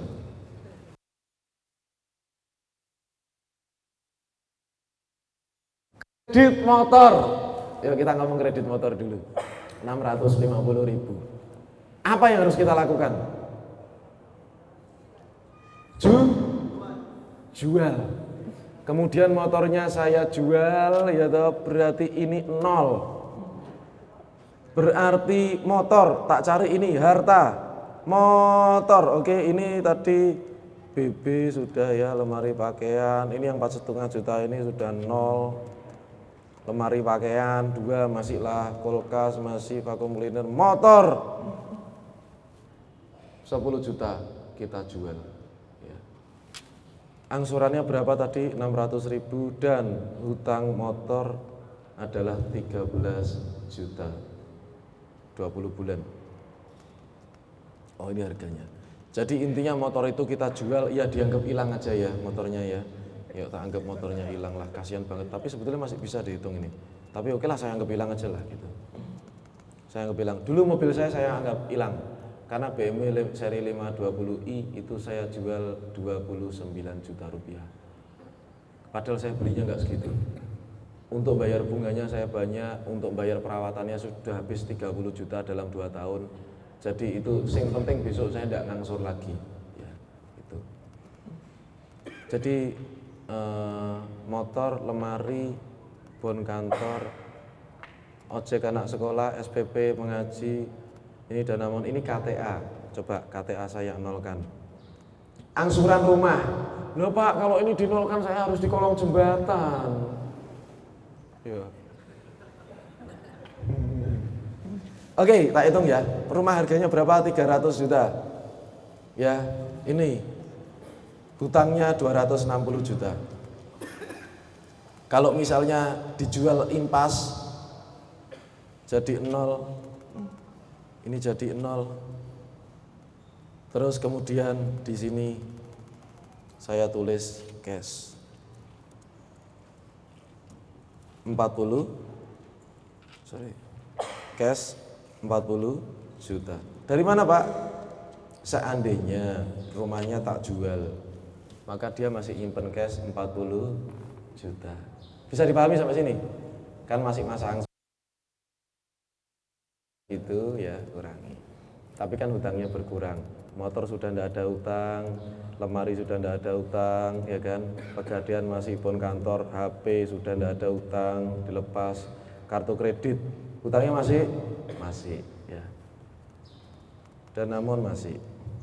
Yuk kita lihat, minusnya tinggal 1,8.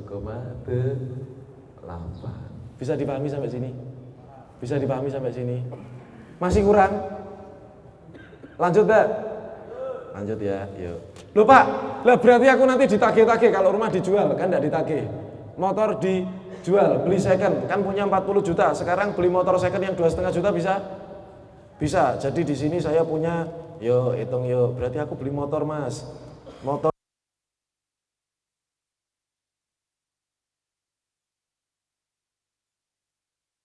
Astrea Legenda 2,5 juta. Kalau saya beli motor harga 2,5 juta second, tahun depan saya jual harganya berapa? Sama Bapak Ibu. Ini hebatnya motor second dan harga murah. Bentuknya memang tidak karu-karuan, ya kan? Tapi baru nilainya turun terus, merugikan kita. Motor sudah kita beli harganya ya sudah segitu. 2 tahun kemudian dijual ya tetap segitu. Paham Bapak Ibu? Itu makanya kenapa saya tidak pakai mobil baru. Mobil saya juga mobil second. Mau tahu berapa harga mobil saya? Mobil saya harganya cuma 67 juta. Saya belinya di Jakarta, saya beli dengan cash. Gitu. Mercy C180, tahunnya 95. Gitu. Nyaman dipakai, enggak bunyi dit gitu. Kalau mobil baru yang itu kan ngangsur toh. Jadi kalau di suaranya klaksonnya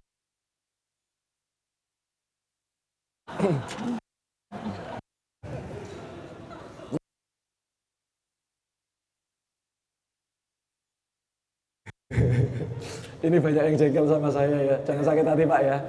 Enggak apa-apa ya. Mudah-mudahan sadar terus mobilnya dijualin diganti yang second. Ya, yang penting tidak gengsi, ya toh. Ya kan orang Pak Arli kan direk mobilnya tua, gitu. Teman-teman satu level sama saya, cuma mobilnya baru-baru hebat-hebat kok. Ada yang mobilnya di atas 1 M juga teman-teman saya. Gitu. Kenapa Pak Arli mobilnya 60 juta? Tapi kan klaksonnya indah, elegan. Gitu. Nah itu mobilnya 1 miliar, klaksonnya dit kredit. Aduh, kacau jadinya ya. Baik. Ibu jangan banyak ketawa kalau lihat saya ya. Saya lanjut ya. Kulkas jangan dijual, vacuum cleaner, TV. Jual enggak Bapak Ibu? Jual Bapak Ibu? Kalau TV-nya cuma untuk nonton berita-berita yang enggak jelas, nonton sesuatu yang enggak ada manfaatnya, yuk kita jual. 0. Saya pernah hidup tanpa TV 3 tahun Bapak Ibu. Bukan enggak mampu beli, tapi tidak mau beli karena kalau saya nonton TV enggak ada yang manfaat. Ya. Punya cash sekarang? Punya 1.200.000. Oke ya, ini cash hasil jual TV. 40 juta buat kontrak rumah. Setahun berapa? 10 juta. Ada ya rumah setahun 10 juta? Di sini ada? Ya kontraklah 2 tahun.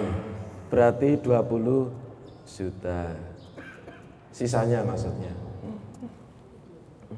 Saya itu, properti saya itu pabrik Bapak Ibu, saya beli dengan cash di Salatiga. Sak mesin-mesinnya, ya angkanya tahu sendiri, angka sebuah pabrik nilainya berapa. Ya kan? Tidak mungkin seharga rumah, betul kan? Betul Bapak Ibu ya? Lahannya pun tidak seluas rumah, lebih luas daripada rumah. Tapi tahu saya tinggal di mana? Saya tinggal di rumah kontrakan.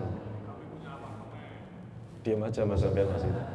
Saya tinggal di rumah kontrakan di Solo ya. Jadi Pak Arli ini bebas hutang, tidak pakai KPR, tinggalnya masih kontrak. Pak Arli gengsi enggak, karena orang yang gengsi tetangga-tetangga saya rumahnya juga ada klaksonnya, dit kredit gitu. Mulia mana? Hutang sama kontrak. Mulia mana? Kalau mulia mana? KPR sama kontrak, orang mesti bilang mulia KPR Pak. Tapi kalau mulia mana? Hutang sama kontrak. Hutang sama sewa. Mulia sewa. Jadi Anda yang masih kontrak, Anda lebih mulia daripada yang berhutang. Tepuk tangan dulu. Mikirnya itu balik-balik gitu loh. Gara-gara ikut masyarakat, gara-gara bahasa bank sudah umum, ambil rumah 10 tahun, ambil rumah 15 tahun, berarti kita akan terikat dengan riba 10 tahun, 15 tahun dan seterusnya. Iya kan? Satu set peralatan. Oke, jadi berapa ini hutangnya? Yuk kita lihat aja. Ini simpel aja, perhitungan simpel aja ya. Hutang dengan teman ini gara-gara dia ketipu ya. Oke, sekarang kita lihat 1,8 juta masih belum berubah. Ojek anak sekolah, angsuran bon, listrik sudah dikurangi, telepon rumah atau TV, belanja sudah dikurangi, pampers anak, susu BB sudah dikurangi, bensin motor kurangi ya 180.000. Cut enggak nih kartu kredit? Kartu kredit Pak, kalau di cut saya ditelepon. Ya diteleponnya dijawab toh. Nanti setelah jam 12 saya kasih tahu caranya. Bagaimana cara menjawabnya dan bernegosiasi. Saya pernah menegokan kartu kredit itu punya saudara saya 140 juta cuman bayar kalau nggak salah 130 juta bayarnya cuman 60 juta apa 70 juta saya lupa. Jadi motongnya bisa jauh sekali. Ada caranya. Mau tahu caranya? Ya nanti aja. Tapi intinya di-cut dulu ya. Potong dulu. Ini soalnya dia bayar minimal dok. Kasihan. Lain-lain jajan, waduh ini anaknya juga jajan terus gitu ya. Cut ya. Cutlah jadi 900.000 gitu. Ya. Jangan pakai lain-lain kalau hidup itu, ya. Hidup itu jangan lain-lain, satu macam aja, ya. Maksudnya lain-lain Pak, harus terencana. Yang belum direncanakan apapun keperluan lain-lain. Paham Bapak Ibu? Kalau kita dalam kondisi yang prihatin, saya gitu, ya. Oke, ini sudah, yuk dilihat lagi yuk, masih berapa sisanya? Tinggal 600.000, seneng Bapak Ibu? Tadi minusnya 5 juta, sekarang minusnya 600.000. Dan sudah punya cash, cashnya berapa? 20 juta. Yuk hutangnya, hutang pegadaian, emasnya mamah sama ini bayar Bayar punya cash kok, bayar dulu, ya kan? Bon kantor bayar cuman segini kok, itu 4 bulan bayar. Artinya di sini angsuran kantor tadi, angsuran bon kantor jadi 0. Setuju Bapak Ibu? Paham ya caranya? Yuk lihat lagi, yuk sisihkan 100.000 minusnya.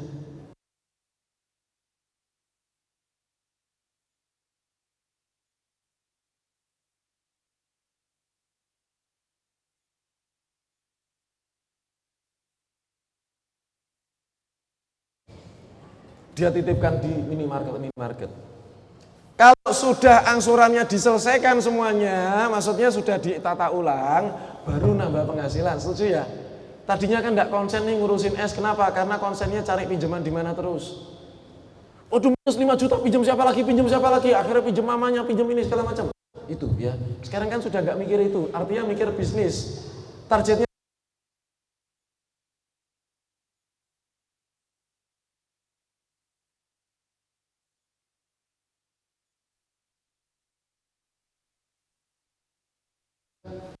ribu keuntungan.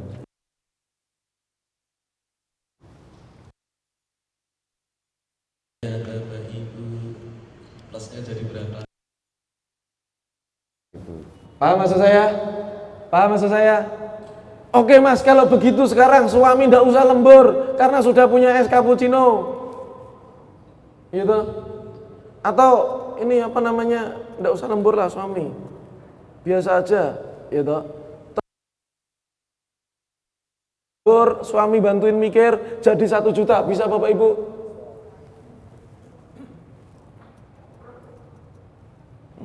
Yuk lihat dulu kira-kira seperti ini ya. Terus kemudian Bapak Ibu modalnya untuk cappuccino berapa nih? Cappuccino, 1 set peralatan cappuccino adalah 4,5 juta rupiah. Nah, berarti Bapak Ibu hutang-hutang dia hanya bisa untuk menutup kebutuhan hidup selama 1 bulan. Ceritanya seperti ini ya. Nah, kemudian strateginya apa? Strateginya sekarang yang dibesarkan adalah passive income-nya seperti ini. Ini ada bisnis online. Kalau tadi sudah konsentrasi, tidak cari utang sana sini, bisnis online, yuk ditingkatkan keuntungannya. Bisa Bapak Ibu, tidak usah banyak-banyak. Tingkatkan keuntungannya jadi 1.200.000 saja sebulan. Gitu? Kok 12 juta? 1.200.000. Artinya begini Bapak Ibu, ini masih punya cash berapa? Tadi kan sudah bayar utang. Yuk kita lihat cashnya. Ini ada cash 20 juta tambahin, tapi kan tadi sudah bayar utang toh. Utangnya tadi berapa? Sekitar 5 juta. Oke, ini tinggal 15 juta.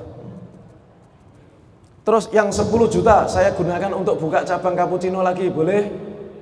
Boleh ya? Berarti ini tinggal punya tabungan 5 juta, punya kontrakan. Dikonsentrasi ya, konsentrasi yang baik cappuccinonya supaya menghasilkan. Kalau tadi punya 1 es cappuccino cincong, perhitungan dulu ini, kalau kita nggak hitung nggak tahu. Jadi plus 2 juta. Kalau plus 2 juta berarti 2 bulan sekali bisa nggak nambah cappuccino? Bisa nggak? Nambah ya cappuccinonya ya.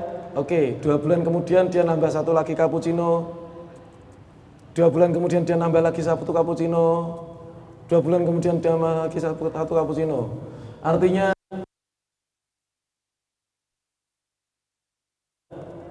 plusnya berapa? Plusnya 5 juta.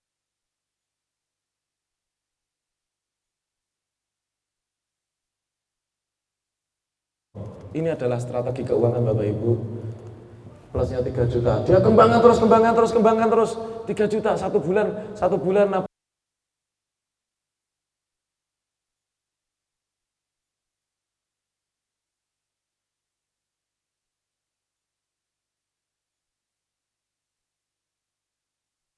Udah berapa? Boleh Bapak Ibu? Boleh Bapak Ibu?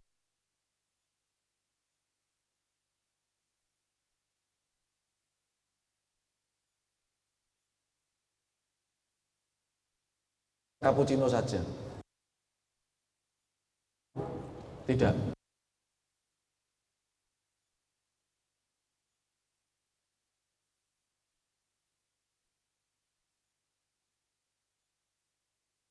kalkulator ini? Paham maksud saya? Hutang fungsinya adalah untuk mengurangi semua penghematan ekstrim sehingga apa? Anda bisa merencanakan keuangan Anda. 30 hari yang saya lakukan adalah saya utek-utek kalkulator ini selama seminggu, kemudian saya lakukan sesuai apa yang saya tulis. Mobil tadi angsuran berapa tak coreti jadi 0000. Berarti kalau 0 diapakan mobilnya? Jual. Akhirnya yang saya lakukan apa? Saya ke dealer. Pak, mau nggak beli mobil saya? Nggak mau, mobilmu itu mobil Eropa, saya nggak mau. Pak, mau nggak beli? Pak? Nggak berani mas. Mau beli? Nggak berani. Akhirnya tahu, yang beli mobil saya orang mana? Tahu, yang beli orang Kendari. Datang ke Solo, dibawa ke Kendari mobil saya. Gitu. Dibeli dengan harga murah. Dia telepon, Pak, kalau boleh tak beli murah, tak transfer sekarang. Tanpa panjang lebar, tanpa basa-basi saya bilang boleh. Rugi nggak? Rugi. Keuntungannya apa? Keuntungan bulan depan saya sudah tidak ngangsur. Hilanglah satu perkara. Paham maksud saya?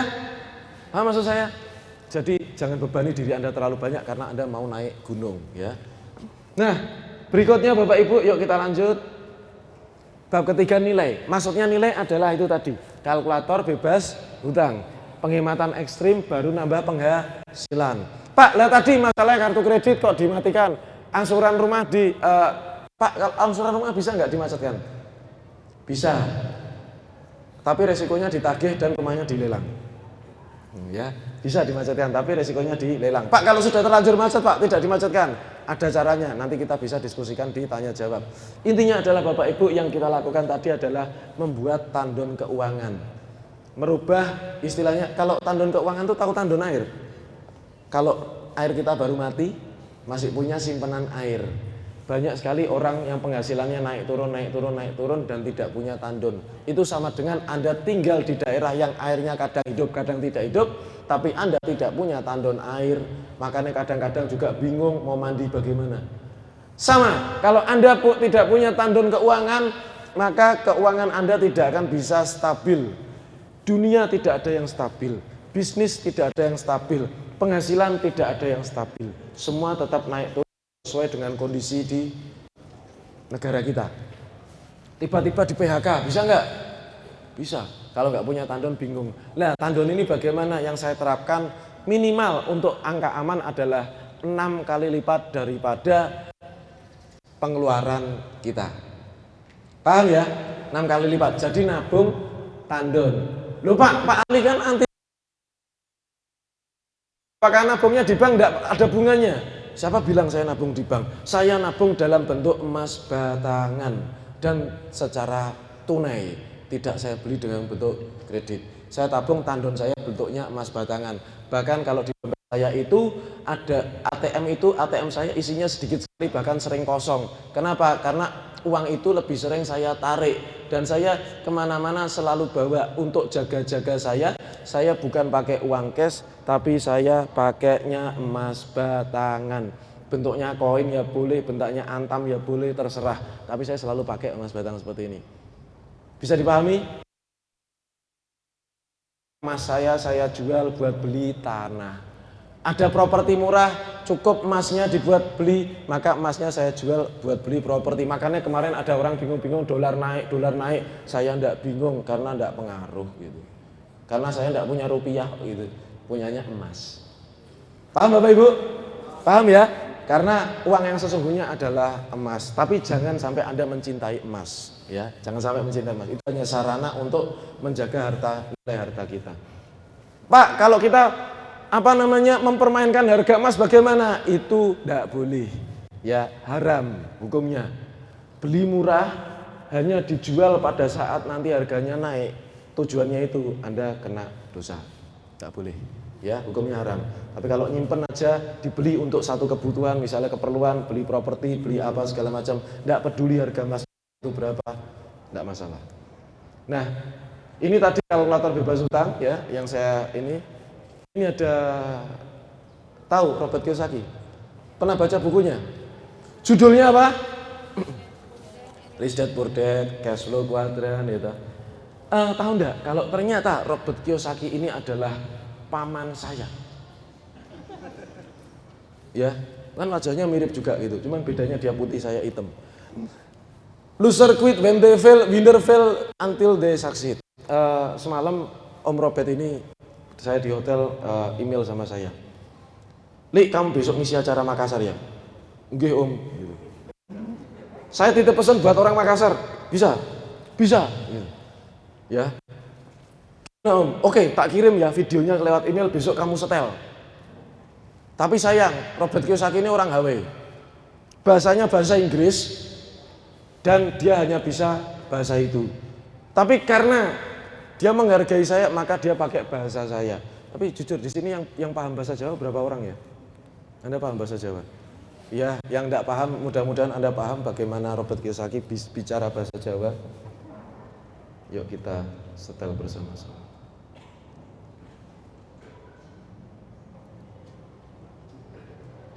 Iki ilmune tenanan, aja do main-main. Nek sampean pengen sugih ana petang perkara, ya kuwi kudu aja sampe lali pokoke. Sing pertama kuwi tenanan iki. Dadi aku ora ngapusi kuwi singkatan saka emoh sugih. Dadi kabeh wong sing emoh sugih ya, sing bendina kerja kuwi ora iso kaya aku. Ngerti apa ora? Bendina aku ngeteke bojoku ngene iki ning pasar blonjo ora entek-entek dhuwitku. Nah aku ngene sugih, enak. Saya tak teruske. Nah tunggale kuwi S kuwi apa? S kuwi ya wong sing senenge kerja dhewe. Nah, kaya artis ya. Sampean mesti dhisik pengen dadi artis to. Aku yo ngerti kok ya. Nah, dadi S iki yo duite akeh, tapi yo ora iso sugih ya lho. Nah, soalnya apa-apa digarap dhewe. Saya tak teruske. Sing berikute kuwi B kuwi wong sing di perusahaan gede ya. Pokoknya mempekerjakan banyak orang gitu, jadi duitnya mlebu kabeh neng wong sing B iki ya. Nah, kuwi sangar, sip pokoknya, jos. Intine B iki wong sing ora tau kerja. Nah, bedane apa antara B karo S iki ya? Engko tak jelas neng mburi wae. Tapi nek do pengen, do iso bayar utang, dadi wong sing I kuwi investor ya. Investor iku wong sing duwe aset. Dadi duitnya do kerja dhewe-dhewe. B kuwi duwe bisnis sing bersistem ya. Nah, iki senengane kerja karo B, ngono. Di spidolku mau. Lala iki. Nah, iki pur, ya. Iki dudu Pak Pur. Dadi aja salah paham ya. Dudu Pak Pur, sekali lagi dudu Pak Pur, ya. Tak lebokne kene sik. Pur kuwi bahasa Inggris, sing artine kere, tapi aja do nesu lho ya. Tenan, aku ora ngenyek kowe soalé. Nah, terus rich kuwi artine sugih. Nek dorong ngerti, engko tak jelaske. Kenapa tak omong sugih soalnya profesi sing sebelah kanan iki padha duwe aset. Aset kuwi ora dikapak-kapakne duit masuk terus. Beda karo wong kere. Aku jane iki kelingan iki mesti nangis. Apa-apa susah gitu. Diuntang-anting rono rene. Lah napa wong sugih kuwi penak? Soale sing kerja kuwi asete kaya investor gitu. Nah ngene iki. Dadi wong-wong sing sebelah kene iki kudu kerja terus, ora entuk mandeg gitu. Loro ya tetep kerja, beda karo sing sebelah kene. Deloken wong sugih kuwi freedom ya utawa bebas. Lho kok iso? Kok iso bebas ki piye? B karo I kuwi bebas bukan karena duitnya akeh. Tapi B karo I kuwi duwe aset sing marake duit mlebu terus bendina. Iki jaranku ya, iki omahku. Jadi kanca-kanca kabeh sing do pengen bebas utang, cepet ya, buka aja lali www.kartukredit.tv ya. Kuwi apik. Aja sampai lali. Kabeh butuh usaha, tak dongake kabeh sehat, waras, rezekine akeh dan bahagia sampai tua. Kaya aku ngene. Rezeki wis diatur karo sing kuwasa. Dadi ora perlu susah. Tenang wae, sing penting do tenanan. Ya, itu tadi adalah sebuah parodi ya dari Robert Kiyosaki. Intinya tidak penting sebetulnya apa yang disampaikan ya. Tapi minimal Anda bisa senyum-senyum sendiri di tengah tekanan hutang. Ya, intinya seperti itu ya. Baik, saya lanjutkan ya. Bab 4 adalah action. Tidak ada hal, metode yang bisa diwujudkan selain dengan action. Bab pertama apa? Tuhan. E-nya apa? N-nya nilai. Kemudian A-nya adalah action. Bertindak. Bertindak itu enggak usah banyak berpikir. Lakukan saja, lakukan saja, lakukan saja. Seperti yang saya lakukan juga gitu. Sudah ditulis di Excel. Apa kata orang nanti, apa kata tetangga saya, apa kata saudara saya, apapun kata mereka, yang penting saya lakukan rencana saya. Paham ya? Bisa aja. Yang berikutnya, oh ya, di dalam e-book saya juga sertakan bagaimana saya membangun bisnis. Ini clue-cluenya ya. Bagaimana bisnis itu nggak pakai modal bank. Saya pernah buka toko komputer, modalnya cuma 40.000 di Jalan Jangli, Semarang. Jadi toko komputer, modal berapa? 40.000 rupiah. Saya bikin juga PT Sukses Niaga Solusindo yang sekarang punya pabrik juga dan sudah ada marketnya dimanapun seluruh Indonesia. Modalnya berapa? 900.000 rupiah. Bagaimana dasar-dasar saya ngambil keputusan, cara-cara saya berpikir, semuanya sudah saya tulis di e-book Membangun Usaha Tanpa Modal Bank. Pak, gimana caranya dapat? Kalau e-book ini enggak usah beli. E-book ini sudah saya cantumkan di dalam CD e-book 30 hari bebas hutang. Jadi itu isinya dua. Satu adalah 30 hari bebas hutang sama seperti yang saya sampaikan. Yang kedua isinya e-book tersebut. Bab kelima adalah negosiasi. Ya, cara menyelesaikan hutang selain kita potong-potong semuanya, kemudian kita negosiasi. Cara yang paling efektif negosiasi ya adalah tahu caranya gimana? Kalau negosiasi itu bukan cuma sama bank tok ya, sama beberapa orang. Dengan debt collector juga negosiasi, dengan bank juga negosiasi. Kalau dengan debt collector gampang, ramah, dahuli menelpon. Saya tuh pernah dibantu juga sama debt collector. Jadi saya dekat sama debt collector, baik sama saya. Kenapa? Karena sering ke rumah saya. Caranya adalah kalau dia sering ke rumah saya, gitu, ke rumah untuk nagih, begitu, dok. Kan mukanya serem. Udahlah mukanya serem, dia habis ketemu orang yang nggak bayar utang udah lama. Datang ke rumah saya dengan pengen marah. Begitu di hadapan saya, dok. Ali, baru gitu, saya langsung senyum. Oh, jenengan lagi. Monggo duduk dulu. Mau kopi apa teh? Jadi marah enggak kira-kira? Jadi marah enggak Bapak Ibu? Jadi marah sekeras apapun orang. Mau kopi apa teh? Itu rahasianya. Jadi kalau ada orang nagih, badannya gede-gede, silakan Pak. Mau kopi apa teh? Itu jurusnya. Yuk diulang sama-sama. Silakan Pak. Mau kopi apa teh? Ulangi lagi biar nanti mahir di depan debt collector. Silakan Pak. Mau kopi apa teh? Itu. Tapi sambil senyum ya. Jangan gini. Silakan Pak. Mau kopi apa teh? Tambah marah nanti. Sambil senyum ya, enak ya. Dahului menelpon, saya sering dahului telepon. Saya telepon, Mas, jenengan kan biasa nagih ke tempat saya. Ya Pak Ali, besok saya mau ke sana 2 hari lagi karena sudah tanggalnya. Oke, terima kasih kalau mau ke rumah saya dan saya tunggu jenengan di rumah. Tapi mohon maaf karena saya belum pegang uang, jadi kalau mau main silakan main. Tapi kalau uang saya belum ada, dia belum datang, saya sudah telepon.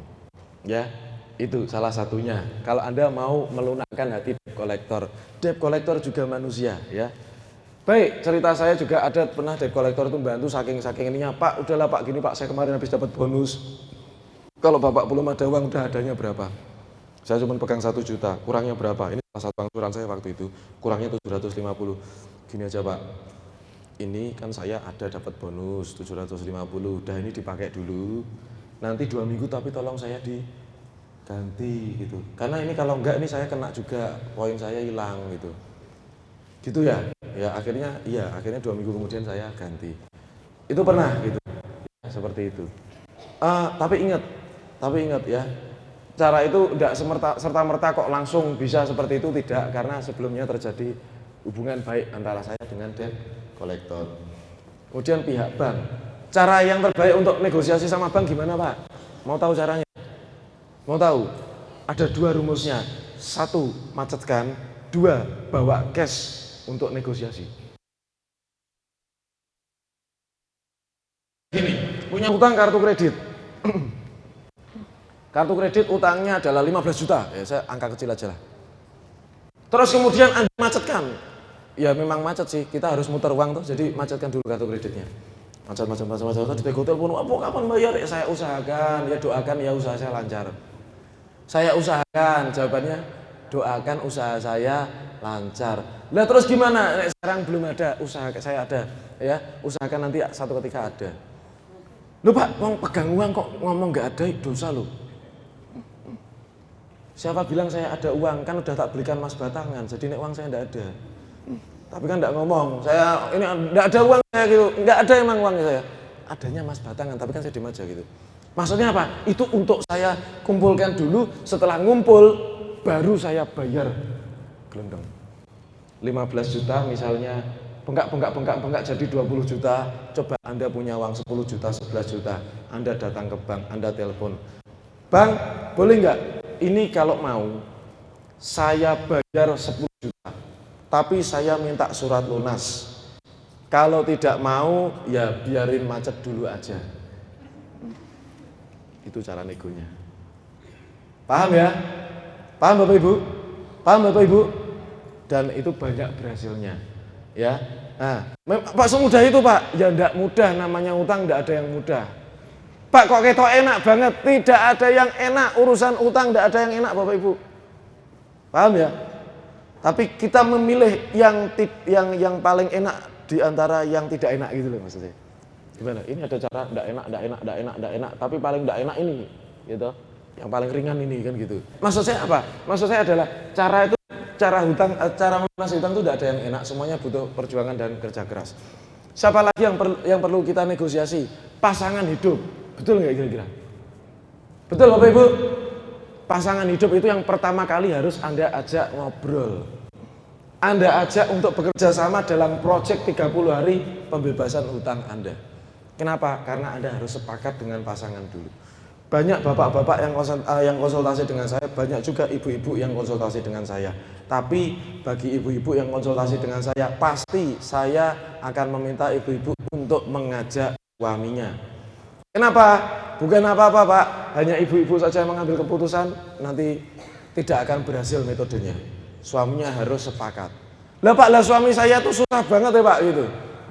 Ya didoakan dulu baru konsultasi. Paham ya? Jadi kalau ibu-ibu tuh doanya lebih top daripada bapaknya. Keluarga, teman, relasi dan lain sebagainya itu kita negosiasi. Saya pernah kasih saran dengan seorang murid saya. Dia punya kena kartu kredit ya, kartu kreditnya sampai banyak, sampai ratusan juta. Terus kemudian kebetulan dulu pas apply nama saudara kandung tidak serumah. Nah kan ya, itu sama adiknya dia. Sak nomor HP ini. Jadi kalau seandainya dimacetkan, maka adiknya ini akan ditelepon sama kan gitu. Sebelum melakukan strategi negosiasi, utangnya berapa? 300 juta. Kalau duit 2 juta punya. Oke, 2 juta dibelikan HP baru yang lebih bagus dari HP-nya adikmu. Oh iya. Terus isi nomor cantik sak pulsanya. Ya, terus bilang sama adik, HPmu kan udah gitu, kebetulan nanti itu aku bakal ditagih sama debt collector, ada kemungkinan kamu ditelepon juga sama debt collector. Milih pakai HP jadul itu apa HP baru sak pulsanya, temanmu dikabari dulu. Milih yang baru apa yang lama? Baru, no problem jadinya. Jadi yang ditagih nanti cuma ke Anda terus. Kalau hubungnya di Anda, adik Anda tidak bisa dihubungi. Bisa dipahami? Lah Pak, kalau saya ditagih debt collector gimana? Gitu. Ada yang tanya gitu. Kalau saya ditelepon terus, gimana Pak caranya? Saya itu belum bisa bayar, tapi gimana caranya supaya saya tidak ditelepon? Ya tidak bisa toh yo. Lah wong bayar aja belum, kalau mau tidak ditelepon ya dibayar. Kalau belum dibayar ya ditelepon. Itu adalah konsekuensi. Kalau saya lempar barang ke atas pasti jatuh ke bawah. Setuju? Ada yang berani nolak? Ada yang berani menentang dengan teori apapun, lempar ke atas, jatuhnya ke bawah. Ada yang berani menentang hukum itu? Tidak ada, karena itu fakta. Jadi kalau belum bayar utang, ya jelas ditelepon. Tapi masalahnya bagaimana sikap kita setelah ditelepon? Itu kan? Kalau sudah ditelepon terus kita masih kerja, apa mikir teleponnya tadi? Itu toh? Yang sudah ditelepon agak bebal, terus kemudian tetap kerja, berusaha untuk membayar utangnya, maka dia bisa berhasil. Tapi kalau ditelepon terus mikir, aduh kok nelongso banget aku ini, diteleponi orang, terus tidak akan selesai masalah Anda. Paham maksud saya? Paham maksud saya? Nah, keluarga, teman, relasi semuanya, market juga dinegosiasi. Kenapa saya bisa 900.000 kok untungnya sampai 4,5 M dan muter duit segitu besar, segitu cepat dalam waktu 1 tahun. Kenapa kok bisa seperti itu? Karena market saya adalah cash and carry. Saya tidak punya market yang tempo. Kemarin ada perusahaan mau order penghemat BBM saya, dia bilang, Pak siap berapa Pak 1 bulan? Ya kalau cash and carry berapapun siap lah. Oh akhirnya nggak jadi order. Kenapa? Karena dia pengen nempo saya gitu. Kalau nempo saya berarti saya modali Anda. Saya aja modal aja ngumpulkan kecil-kecil kok mau modali Anda gitu. Nggak mungkin. Jadi saya memilih bisnis yang cash and carry.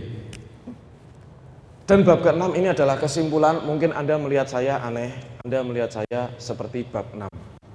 Gila. Apa itu gila?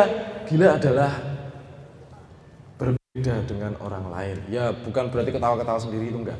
Tapi saya melakukan sesuatu yang tidak dilakukan orang lain. Saya berpikir sesuatu yang tidak. Ini adalah bab terakhir saya. Jadi yang pertama tadi T apa? Bukan. E adalah mendapatkan, N-nya apa? Nilai. Kemudian A-nya action, N-nya negosiasi dan gila. 6 kesimpulan ini yang saya lakukan dalam 30 hari, itu yang saya rubah dalam kehidupan saya. Sehingga apa? Sehingga utang saya bisa sebagian besar bisa lunas, dan yang sisanya itu saya lunasi beberapa bulan kemudian, dan kemudian bisnis saya melonjak drastis. Itu semua karena Allah, bukan karena saya. Semuanya sudah saya kemas di dalam e-book 30 hari bebas utang yang sudah saya tulis tahun lalu, dan ini sangat ramai sekali di pasaran, di internet. Saya jualnya cuma di internet. Di internet itu dengan harga Rp185.000. Seminar Solo kemarin saya tidak bawa e-book ini, terus saya dimarahi sama peserta. Pak, mbok itu apa? Saya yo pengen, wong saya menerapkan ilmu. Silakan kalau Anda mau beli, tapi tidak dengan 185.000. Saya diskon Anda 85.000, cuman bisa hari ini saja gitu. Nanti kalau Anda belinya di internet tetap 185.000. Intinya seperti itu. Di situ juga ada rekaman DVD yang sengaja saya bawa, rekaman DVD Solo yang bisa juga Anda miliki. Satu paket dengan ini hanya dengan harga 50.000. Intinya beli tidak ada masalah. Yang penting hari ini Anda nangkep materi yang saya sampaikan. Ya, yang penting adalah Anda nangkep materi yang saya sampaikan, dan kemudian nanti setelah zuhur saya masih ada di sini bagi yang ingin tanya jawab permasalahan utangnya sampai tuntas dan lunas. Insya Allah demikian. Saya senang bertemu Anda di Makassar. Wassalamualaikum.